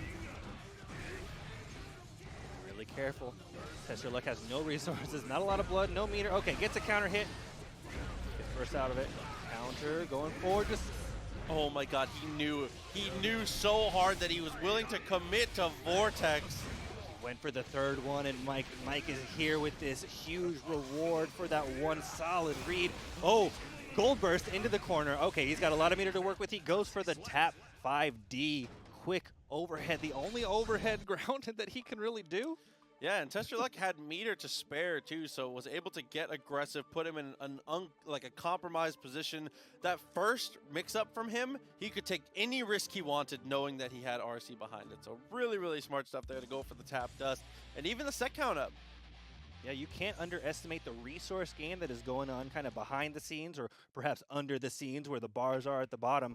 Both players have to constantly devote some part of their mental stack to tracking this, and that's really making huge differences in these games. Goes forward, found the hit. Oh my god, he gets the burst out. I mean, Mike is known for bursting on that first hit quite often. He's able to get it straight back from Testyourluck.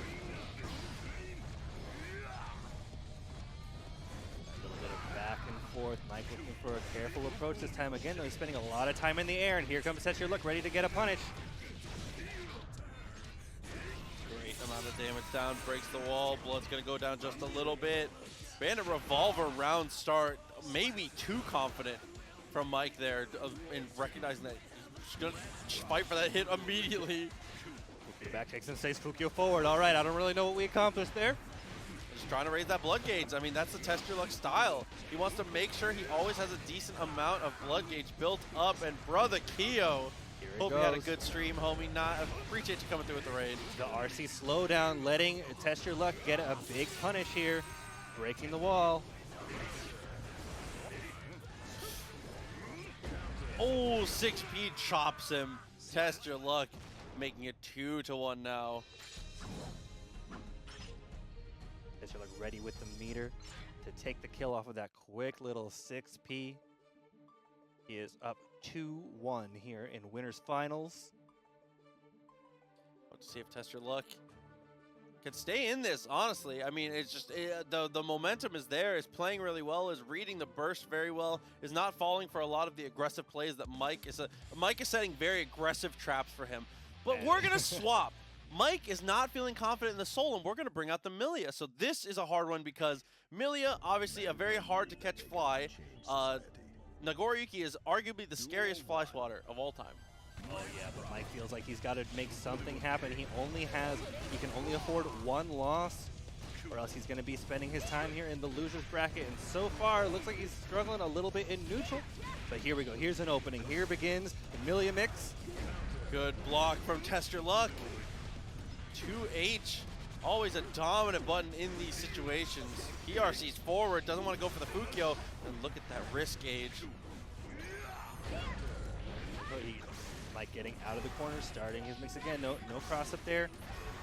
Another desk. Mike getting so much mileage out of that 2K. Jab, anti-air out of him. That's Here gonna comes hit. the overdrive, it does. Only gets 2 hits though, so not a lot of damage. I love that. Guaranteeing yourself your pop is safe. Next hit is gonna be it. YRC immediately cross up overhead. I love that from Testyourluck though. He pops as soon as the mask is back on. He goes clone Fukyo. Like you might as well spend it all, try and get that hit. All you need is one. It's like shades of EX Carmine from Eunice. It's like you're a Pixel Blood, I'm sending it. Now with the DP to punish that 2K. 2K match, keeping him in the corner. Oh wow, huge damage, sealing this round pretty quickly. Yeah, that's super. It's so much damage to grip that out. Now we're down to what could be the final round here for the winner's life of Mike Saftig.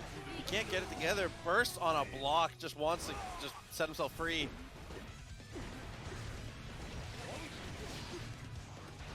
Carefully approaching 6P, not going to find that anti-air as he lands too fast. And here come the slashes in the corner by trying to get out, backdashing the second overhead, getting some room. DRC tries to grab, he's way too far. Mike ready to here with the punish. Heavy disc, double overhead, like the burst. Approaching carefully. Testyourluck is on point with these anti-airs. You cannot go for that risky second overhead. Again, the mash. Okay. Dude, that blood gauge is making me so nervous here. RC forward, 5D is blocked. His answer, he's just getting mixed. Here it comes. He's actually okay. Block the overhead, backdashes, but no, can't get the throw. Has to deal with the situation one more time. Super comes out from Mike. Not enough. Just barely. Nagoriyuki, of course, having like the highest effective health in the game, but that quick cross-up overhead gonna take the game. Yeah, he mashed that 5P, just tried to stuff him out. I mean, you gotta appreciate the mash there. Any touch will do it at that point. It literally takes anything to close it out. But Mike is locked into Millia now. I mean, it looked like it worked out for him that game. Can Testyourluck adapt quickly enough to this new character to take this 5th game? I've already liked what I'm seeing there. I mean, Testyourluck recognizes when Mike is leaving gaps in his offense. Testyourluck is not afraid to hit him with those 5Ps to get him out of his face, not let him get away with the risky offensive pressure. A2S and the 5H. A2D, very nice. And is able to convert, forces the burst out. That's what I'm talking about. Jab, jab, 6P. Do not do anything that isn't true or safe.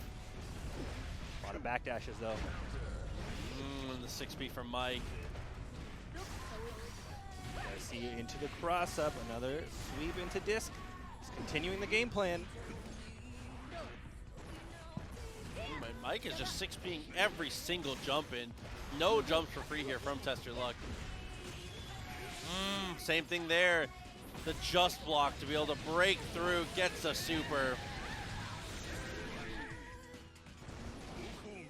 Testyourluck just has like some kind of eagle eye for the gaps, knowing when exactly he can just force it back. Here we are once again in neutral. Beyblade goes low, but Mike is up here in the air, continuing. And is going to be able to, no, actually doesn't, but there's the 2S again. Potential final round here for Testyourluck. He might be out of this. Might lose his bracket life. The winner's bracket, rather. Trade out, 5H, jumps forward, finds the air throw. That's huge for this. And the blocked burst. Definitely wall stick into the super. It is actually like unreal how often we see Testyourluck on the brink of losing a tournament and just win 2 rounds in a heartbeat. It might be another one. Something about that game 5 just sets him on I fire. don't know what it is. Testyourluck might just do it again here. Has burst available. I would not be surprised if he round start gold burst. That's the kind of confidence this guy's going for right now. Testyourluck trying to find the opening here, pushes himself into the corner, going here with some aggressive buttons, catching something from Millia, pushing to the corner. The bite! Comes that pressure. Beyblade into another bite into RC. Wall break, wall stick. That's a pixel of left. Mike, oh my god, and just chops her out of the air. The anti-air comes through and Testyourluck. So I have to imagine that Mac has some tech on hand to deal with this May. 5K there. Burst to keep the corner, and MacMens mashing out of all these pressure strings, not afraid of the potential damage to come here, not deterred. Point with these very careful neutral game, catching with the Fujin projectile, continuing the pressure. Here comes the overhead. RC for the confirm. Go ahead and opting to not take the stick, instead continuing this pressure again, twice denying the wall stick to continue corner pressure. Such a smart choice. Yeah, MacMens got pressed back once, found one opening and was able to turn that into a round, and that's what you have to do as Anji. Anji's a character that his staying power is not great, so you, the player, need to be very sticky, right? Absolutely. Both players, neither player with burst, although kuutochi about to get theirs back. Continue opting to go for the low, into the hop, into the low. Playing very careful around this anchor, doesn't want to approach in the wrong way. On point with the 6Ps yet again. MacMens' anti-air game has been some of the best, if not the best, we've seen all night tonight from anyone. Here comes the big counter. There is no burst, but it's not able to extend that into anything. Doesn't have the meter to carry it forward, and MacMens has taken it back, dropping that combo though. Yeah, burst is still available for kuutochi also. That's going to be a kill, taking that burst into the next round. MacMens almost there though, so both players will have access to all their resources during this game. Running right into that heavy, all the way into the corner. Here comes the May pressure up. Dolphins getting 6P'd though, right back into the middle. Fantastic response, but here comes the gold burst. kuutochi with a lot of meter online. Big counter hit. This is going to be huge. Yeah, burst is coming through. Not even going to have access to it here. 50 meters still available. Opting to continue to keep that meter, keep this pressure going. That RC, I mean, you can't deny the results. Very delayed burst there from MacMens. Just blocks the first hit, but that's not going to do too much different. kuutochi said, "Buy my art." 1-0. With the quick little mix up the 2K into the overhead. You know, not much follow-up off of that overhead, but you didn't need a follow-up because it was just enough to kill. Solid awareness, recognizing that situation. So going into the second game, honestly, MacMens played a near perfect game, round 1. And just needs to emulate. kuutochi did a good job of adapting and doing well on offense, but if MacMens can keep up the kind of pace that he was setting in round 1, keep that pressure up, just like that answer Dolphins is so important, he'll be able to run this back. MacMens having to, oh, here comes the gold burst again. Once again, kuutochi with 100 meter online, able to do anything he wants, goes for a cross up into the sweep, a little like Millia again here. A couple times in a row, delayed burst for the second time from MacMens. MacMens has some incredible spacing on these normals. Look how far they can confirm these. But this is wow, this is quite the wall bounce combo. I'm gonna keep it real with you. That's not the character I thought who got counter hit. I thought that May actually got hit there, but Anji actually able to break it out. YRC pushed him away, and 2S dominates grounded neutral. Quickly covering that ground, recognizing that that's where MacMens wants to be right now. And once again, backing up, spending a lot of time backing up, trying to find the right spacing to work with, getting around this anchor. Goes for that throw, but kuutochi is already in the air, gets a throw of their own. And an overhead kiss connects, extra damage out. Luckily, the wall breaks very, very quickly. MacMens in a lot of trouble here. kuutochi getting a lot of mileage out of opting to hold on to the meter for RCs because he knows he needs the mix-up just like here, forcing that burst. The RC. So many RCs going on. The co-hitting anti-air. No big confirm. Okay, though, is able to get the butterfly, knocks down with the 5D. Fujin into the jump forward, tries to go for the overhead, it's blocked. Up Dolphin in the middle of that, knowing that that looked like a bit of a delay from MacMens to try to catch something, but Up Dolphin was the right answer, taking it to 2-1 for Kuutochi. Yeah, Up Dolphin can be such an incredibly dominant tool, especially when used in the correct places for reversal. It is not a super broken reversal, but in certain places, you can just let it rip and kind of answer things. MacMens got to make some kind of change if he wants to stay in this tournament. Duel 1. Let's rock. Right, dashing up, looking for a 2K, gets the 2D.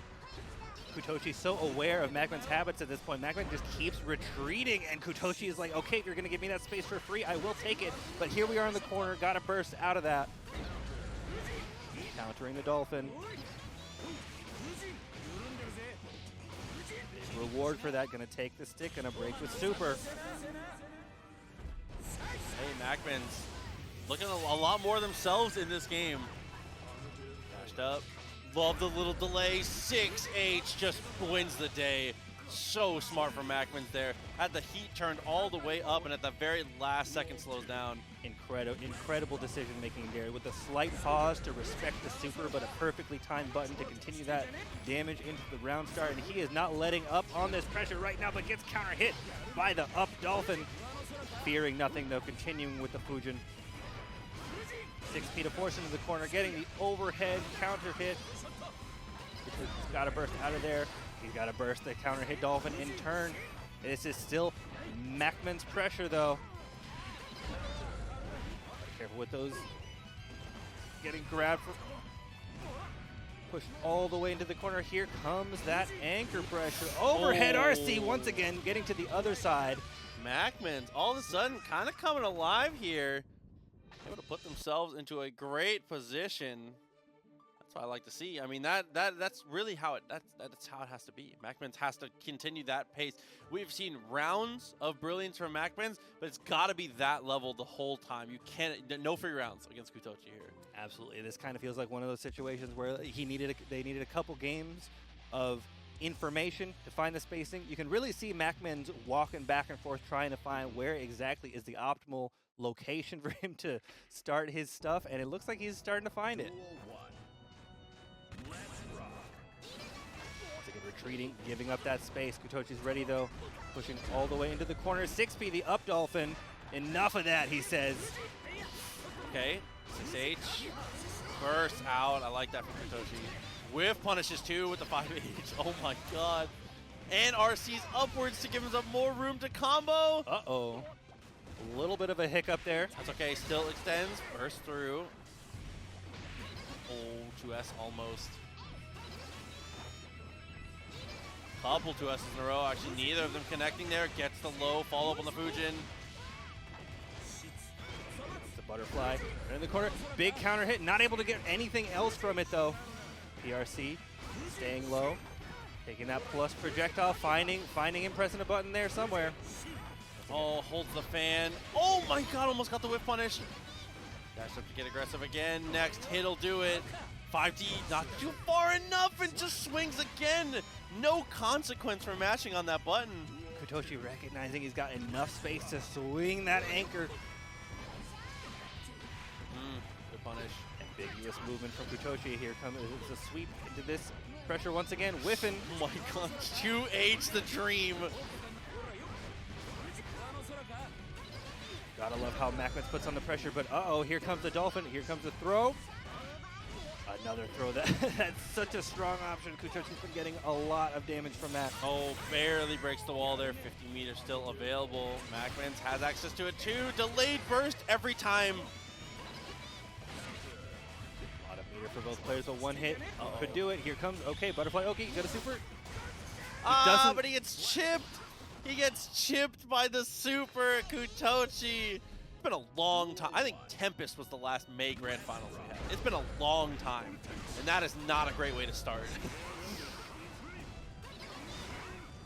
Oh, just a little bit of misspacing on the Dolphin getting hit by the... Oh, the charge does. Get the full confirm there. Look at the amount of damage to come through. Mike dashes up to get aggressive. 50 meters still available. Now we're still in this.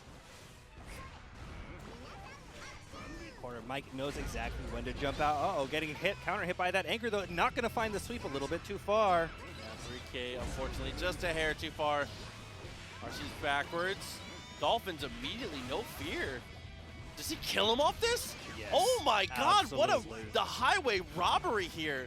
kuutochi rolled up on a dolphin and said put it in the Such a huge juggle even off of the red RC. A lot of moves have don't red RC high enough, but that one definitely does. And here comes the continued pressure. You are in the corner now, Soul Bad Guy. Oh my god, and the up dolphin counter hit. He's gonna have access to burst on the next touch. Gotta be aware here, and Mike bursting immediately. kuutochi getting hit though, bursting out, counter hitting the vortex. Sweep, so much meter here to convert.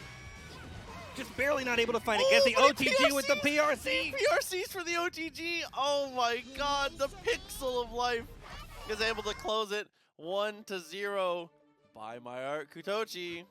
That was so close to being just heartbreaking, but just barely able to eke out that round. I like that the chat is literally just buy it. You've gotta buy. I buy it. You buy it. Like, oh my god. Damn it, I love you guys. We support our community members. I love you guys. Fan artists are the lifeblood of the FGC. It's not about the gameplay. It's about that fan art. All right. Come on.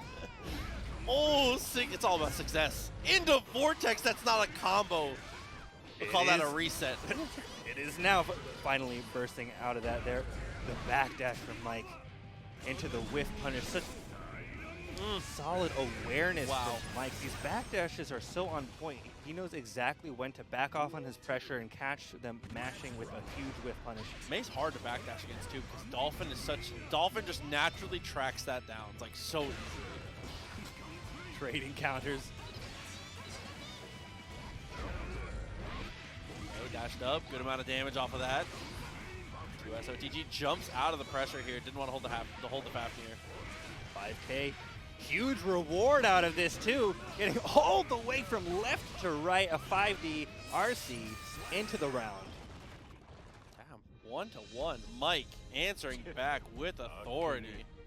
I felt like I blinked. They were in the left corner, and then I blinked, and they were in the right corner, and the game was over. I mean, that's just kind of how it goes with Soul. I mean, we all know. I mean, it's a tale as old as time, right? Soul's damage is kind of serious. He definitely does kind of a lot, you know.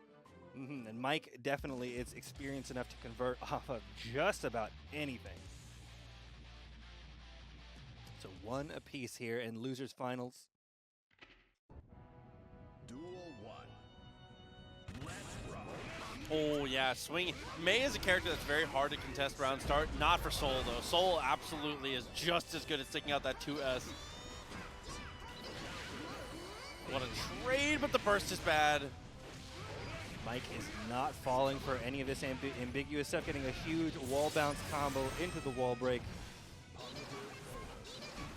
Jumping back, he's definitely aware of this up dolphin and is able to get a counter hit. This is going to kill all the way. Yeah, absolutely. No, it does not. RC, but it's, yeah, like you said, 50 meters still available. Just blocks on the 6P, but Bandit Revolver immediately afterwards trading out, and Mike easily the benefactor of that trade. Here comes the dolphin pressure and the double jump catching Mike Safdie, putting him back in the corner. kuutochi recognizing Mike has done a great job of jumping out of the corner, but kuutochi starting to adapt here, starting to lock him down a little bit better. 6H. A great use of that button there to win out in the footsies. The very tip of far slash. RC to jump over with a counter hit. No big reward off of that though. Backdash, but the RC makes it so difficult to deal with. Fafnir continuing plus pressure. Bandit jumping, solid jumping from kuutochi. That's kill, absolutely. No, it doesn't get an OTG there. I thought he had access to an OTG there. He's not gonna burst. Oh my god. Uh-oh. Oh, he dashes up and just dumps him one time. He had already committed to the Bandit. Oh my god, both players having burst. 6H blocked, no punish, dashes up for the throw. It does not work, and Mike blocks the burst. Once again, Mike is just ready. It feels like he knows exactly the options kuutochi wants to take and is ready for an almost optimal punish every single time. Here he goes all the way, burns the RC, and takes the kill. I love that too, not going for the second hit of Revolver. Second hit of Revolver might not have killed Fafnir, guaranteed gonna close that. That's gonna make it 2-1 now. kuutochi falling a little bit behind here. Mike is trying to get that run back. Mike in loser's bracket is especially powerful. Oh, absolutely. Some players just like level up when the pressure is on, and from what I've seen from this guy, when he is behind, he shifts into another gear. Mike plays best when he's loose, I feel like. He's one of those guys where it's like the more I feel like he's hyper focused into what he's doing, it feels like it doesn't work as well. When Mike is playing his best, Mike is like fast and loose, /DP, well, it's willing to get aggressive and just like reacting to certain situations, not trying to overforce things, just playing it as it comes. Like this. It's just kind of safe and solid. Backdashes, really natural progression there. Very wise pressure. Finally, he's getting thrown and thrown again. kuutochi again with these empties into the throws. Blocks him away. Oh my god, but 3K knockdown. Ambiguous stuff. Not a huge reward from that RC. He's got to burst this. And in that situation, Mike kind of giving up the corner for that backdash. But it doesn't matter because he just goes and takes the other one instead. Nice extension. Oh, okay. Oh my god, and what a pickup from Mike there. Had plenty of meter, but had the confidence to know he had that combo on deck. Able to convert that counter hit all the way at the top of the stage. Bursting the run up. Trying to find some space here. Approaching.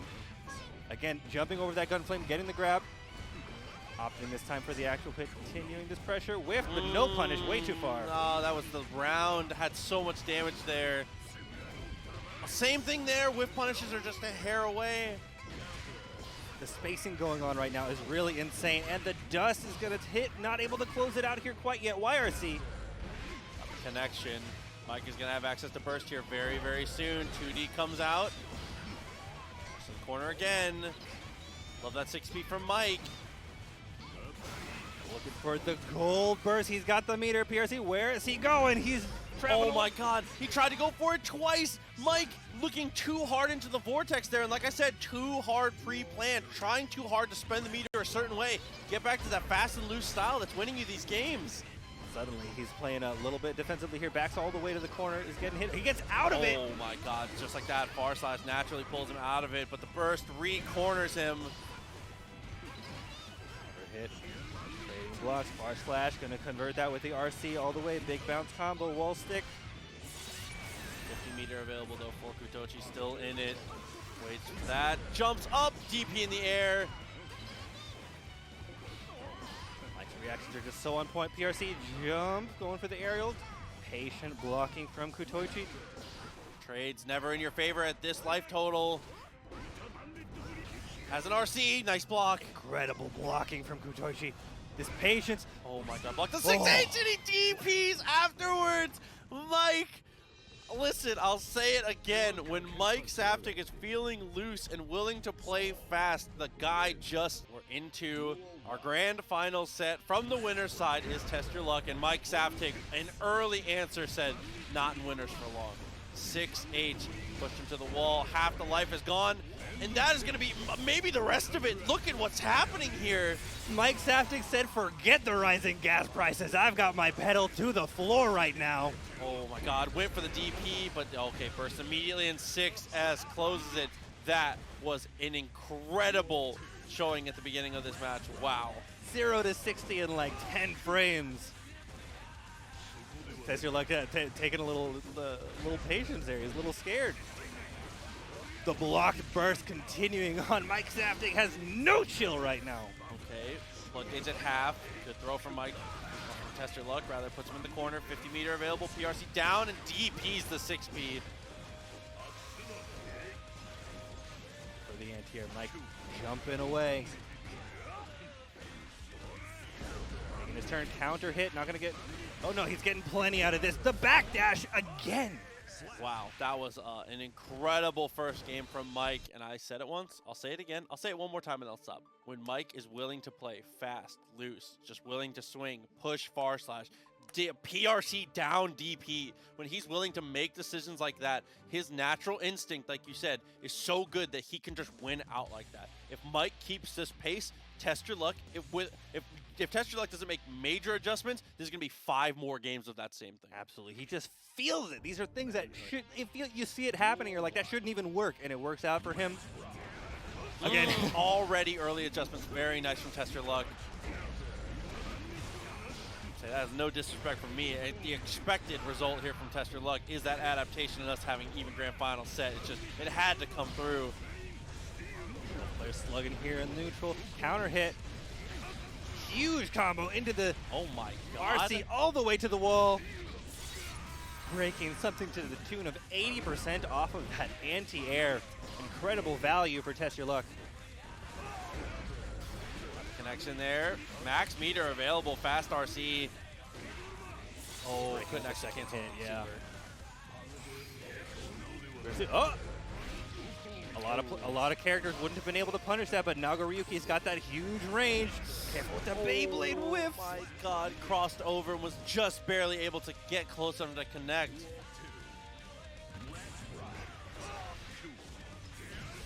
Mike Saptic with that very careful round start block, pushing him all the way to the corner. Once again, this same aerial counter hit combo from Test Your Luck. He's got his jump habits on read now. Good pressure. Fukio's forward, finds the throw. RC's Mike bursts immediately. For the anti-air here. I mean, at this point, as Mike, I mean, you'd love to get the round, but getting the burst is more than enough here. There it is. Wants to make sure that they're going to be on even footing, even if you lose this round. Careful neutral.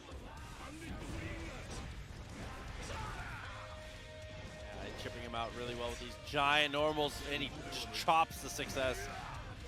The invuln on that 6P coming in handy. Over the tap dust, but that's super punishable, and here it comes. Big RRC all the way into the wall.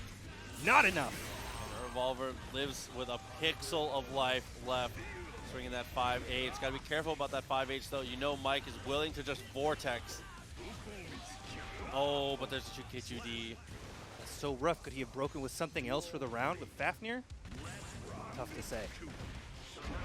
Get back again, but there's the far slash into the full confirmed. Test Your Luck bursting. Mike is going to have burst on the next hit. Suddenly, Mike letting up a lot of the pressure, but here we go. Here's a counter hit, taking the side switch, pushing him to the corner. Another counter hit here. RCing for that confirm. The wall here. Test Your Luck doesn't have burst, doesn't have meter. Bandit Revolver immediately. PRCs. He was trying to bait the burst there. Mike knew it was not going to be good enough damage to be worried about it. The mental math these players are doing to calculate the risk reward on these jabs is incredible, but Mike able to take this round here with that back throw RRC. Yeah, it's like impossibly difficult to successfully weigh risk reward against Soul. I mean, against both of these characters, really. It's one of those matchups where it's like kind of the math be damned sometimes. You have to you got to be willing to dunk yourself in the pool. Like you got to jump in eventually. If you're stuck doing the math of risk reward in this matchup for too long, hesitation kills. You can't get caught flat-footed. Absolutely, you just got to trust sometimes. I mean, you can't sit there doing all of those calculations in your head. I don't know. I got like a C in math. I'm not that kind of guy. That's what I'm saying. I ain't got it like that. Looks like we're pausing here for a second before going into game 3. Mike Saftig trying his best to get the reset as fast as possible. Yeah, I mean, he's definitely, I mean, this is like the most played out joke in the history of the world, but we're definitely like grand finals reset any percent. As we continue to press forward, he is doing an incredible job here. And that's the important thing. It's just like no wrong answers on these guesses. Let's see. Immediately. Clone, 5P. DP starter absolutely had to burst. Of the the timing of that burst there from Testyourluck to make sure that Mike gets pushed to the corner. Big advantage, huge advantage for what feels like the first time in this set so far from Testyourluck. Testyourluck really pushing it right now. Mike just getting a little bit of a hit, but not enough getting thrown. He's in danger of being chipped. That did look like he got chipped there. As I say, danger becomes reality, man. Backwards, not going aggressive at 99 seconds anymore as Testyourluck is giving up the space down, opting for like Beyblade. And tried to 2H trade through the Gunflame, it does not work out in his favor. Oh, he backs up trying to go to counter the wall tech. Testyourluck not really getting punished for this though. Continuing his pressure all the way on the right, gets the bite. RC gonna go for the break here. And expect a ton more meter spending off of this, but instead, it's gonna be Bandit Revolver aggressive from Mike. Defense from Testyourluck getting whipped, throwing back into the corner. Yep, RC, he's got a burst just in time. RC down with the sudden quick overhead. No way he still has this 6S. He's able to block off of that actually and ran out of meter. Testyourluck chips him out. And that's a really common situation for Nagoriyuki. I said it before, no burst, no meter, and they're less than like a tenth of life. You can reasonably, if you have empty blood, just chip them. If you just know the correct sequences, you can just put them in situations that they cannot deal with. Absolutely, it's a checkmate for a reason. Yes. You cannot get out of it. BK Bam, you're gonna tutor me. I'm out. C's get degrees. I don't need it. So I got there. You don't have to be good. You just gotta be good enough. Yeah, it's called passing. So 2-1. Mike Staff takes still. Oh my! Already? Immediately. All right, the Millia switch. He's got a little bit of wiggle room. He could lose a game and switch back to Soul if he's feeling it. Let's see how this happens. Immediately a blocked burst. That's a huge spend for Mike. But doesn't have a set to give. Tough here. Trade comes out. Testyourluck. RC forward. The pressure. Full risk meter for Mike. Oh no. Okay, it stops just in time. Still holding on to that burst though. Dashes up, goes for the super. Testyourluck with full blood, 50 meter, getting hit by the cross up, bursting out of this situation. Oh, the air throw. The air throw has RC. Doesn't spend it for anything though. PRC's forward. Couple good slashes in a row, and then the Beyblade. Testyourluck. One away. Mike dies with max meter. It's so painful to see. Okay. Air car didn't work out. Jumped over. Oh, nice block. Slow, patient mix-up. Mike needs to pick safer options, knowing that Testyourluck has been consistently punishing any risky double overhead attempts for the whole night. Look at this extension all the way to the wall, breaking with the super. Testyourluck, though, we've seen this a couple times before. Has burst, gonna hold it. Absolutely hold it. The final round of this game, Testyourluck has to win this one. Cannot afford to get reset. The corner, the air throw. This has been a huge adaptation for Testyourluck. That is the second time we've seen him getting a solid air throw, able to convert this all the way into a wall break with the super for this hard knockdown, positive bonus. They absolutely somehow just keep finding it. Dashes forward and gets the 5D off a perfect here. Testyourluck is like the closest thing to a real-life Saiyan I've ever seen. Because this, I've never seen a player at any tournament, at any offline, online, I've never seen a player who gets this much better when they're close to losing. Testyourluck consistently turns into the strongest player in the freaking world. Pressure When makes he's diamonds. yeah, when he's down to like the back against the wall, he's ridiculous. Absolutely. The fire of the forge, turning this katana harder than my diamonds. God.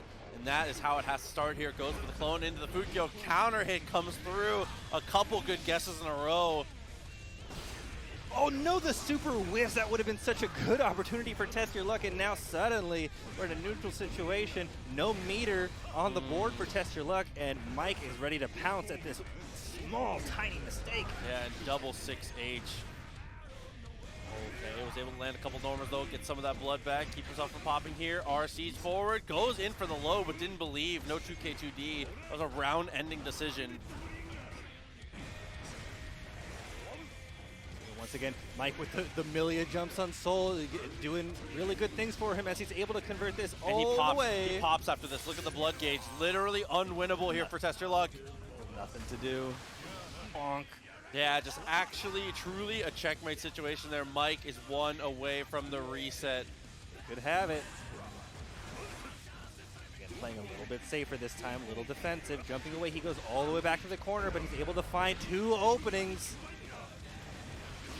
Their OTGs with the 2S. Backdashes the Fafnir, but went for the 2H, was way too far to hit that. Solid backdash from Testyourluck, but again, all the way in the corner. There's the counter hit. Oh, mistimed it though, and Testyourluck back on his feet, and this is the worst possible scenario for Mike. You cannot let him live. Tried to go for the bite, but the backdash comes through, but he has to block the pop. Oh, still is able to just punch him right in his jaw. 3-2. Mike resets it. An incredibly close reset. Mike, maybe that switch to Millia was just kind of the little mental reset that he needed to secure the bracket reset. Yeah, potentially. I mean, looked very good at the start. It's just able to close it in the end. That's always the scariest part, man, is this reset. So now, in the loser's bracket, both players, but I said it once already.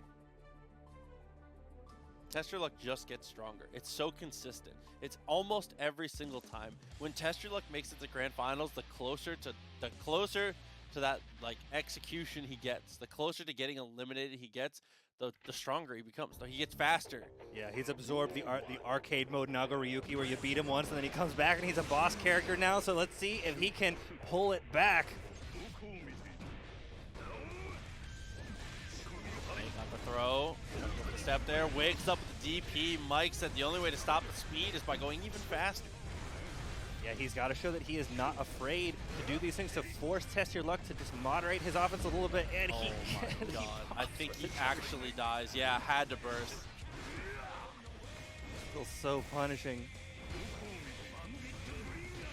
Got a chance here. For the wall, not going to find it. Chance is getting even better as he gets closer and closer to the wall here. Fukio's backwards to the 6H, but that is a punish with a 6S in return. Very careful. Backdashing from Testyourluck, trying to find the exact right spacing. Look at them, look at the micro walk back and forth. A little bit of a Street Fighter moment right here. YRC, 2K. Oh, got a little greedy there. Just overextends for a split second, a millisecond overextension. In that moment with that such a little bit of life total, that OTG from Nago is so strong. Testyourluck trying to FD his way out of here. Nice whip punish, forces a burst out.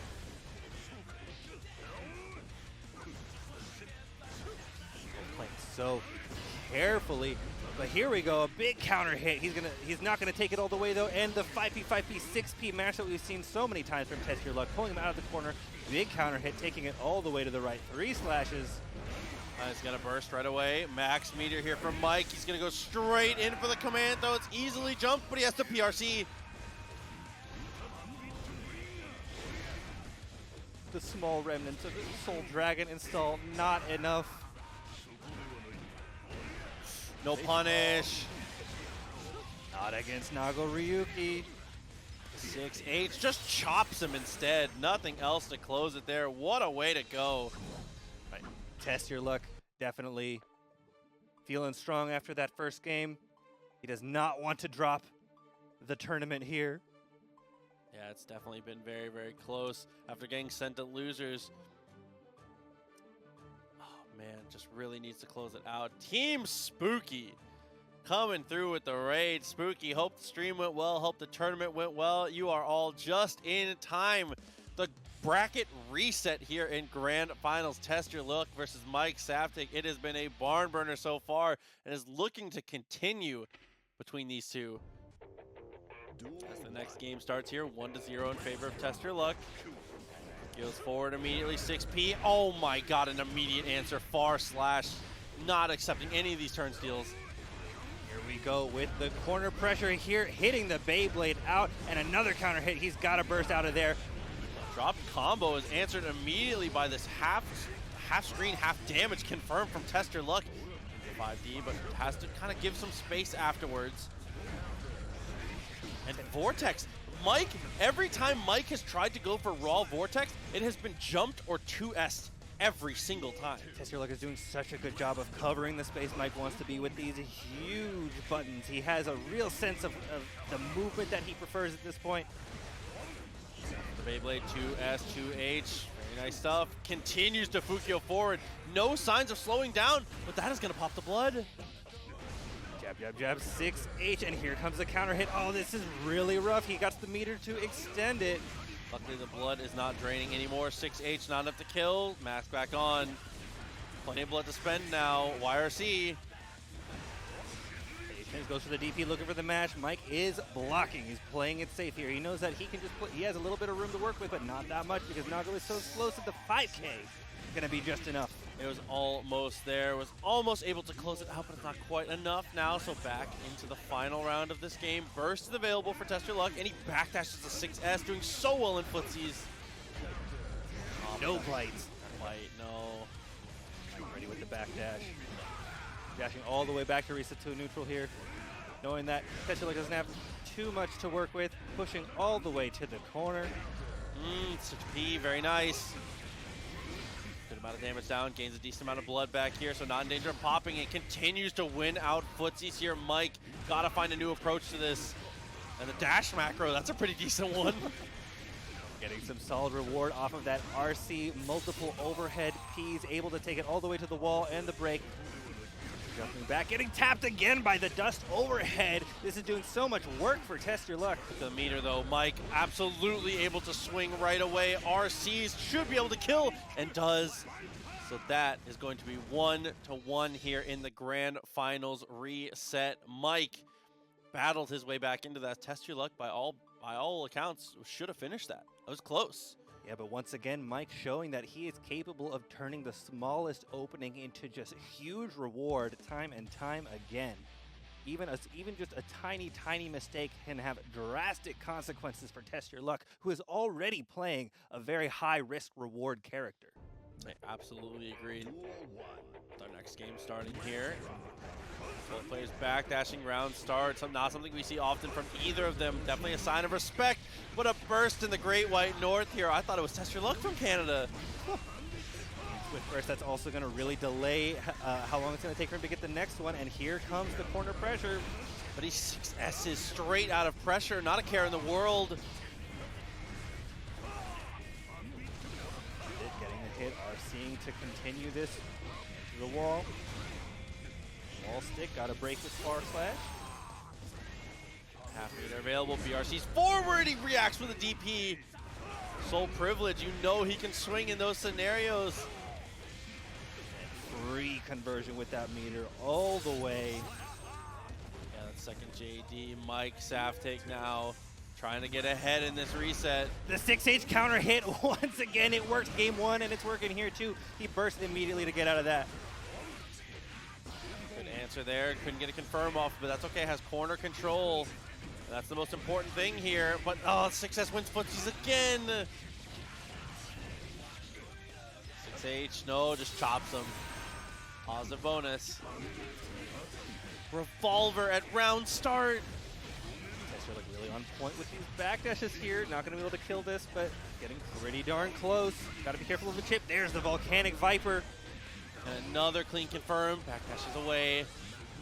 The Beyblade when he can. 5D taps it. Mike doesn't even have a chance to spend his burst. Once again, Testyourluck just able to sniff out when that overhead is going to close it out. Really only saving it for those clutch situations. Cold burst. Cold burst. Okay, great answer. 2K. Listen to the bite. Delays with the clone. No Fukyo. Offering no opportunity to even use this 100 meter that he's got. Look at this. And it's important that that didn't break the wall now, because now, absolutely, he kills on the next touch. If the wall breaks, he has to go back to neutral against max meter Mike. having all of the resources that Soul can bring to the table. Because the wall doesn't break, he kills on the next touch. You know Nagoriyuki can kill faster than the wall can break. That's absolutely insane. He just never, ever let up the pressure, playing so smart around that, knowing that Mike had 100 meter. He never even gave him a second. Does he go Millia? I don't want him to go Millia. I want it to be. I think it's Soul. Yeah. I think it's got to be Soul. Looks like no switch. Ooh. He's only really had success with Soul in this particular set so far. Testyourluck is 1 away. If we see any change, you know, this is such a drastic difference from. No, and he's in his head. Oh, okay, great DP. Resetting himself. Both bursts off the table, looking evenish now. Mike playing a lot more safer and scared. This is a far cry from the 0 to 60 Mike Saftic we saw in game 1 of the original set. Oh, and he finds the bite. Mike in huge trouble now. 50 meters still available, but Testyourluck, the advantage until there. Knockdown comes through. Not really finding the hit of that Fafnir, and Testyourluck is ready. This could be the final game of the tournament here as Testyourluck backdashes the 6H and immediately lands the Beyblade. You gotta come up with an answer right now, Mike, and it's not looking too good. Testyourluck is finding some really good holes in this offense. Backdash, gotta be punished to slow down. Okay, and a revolver gets out of the corner. Beyblade comes through, another grip of damage. Next hit could do it here. 50 meters still for Mike. That's a great way to spend it. Not gonna get too far with this. One opening is all it takes, and the bite! That bite will be the one to seal it here.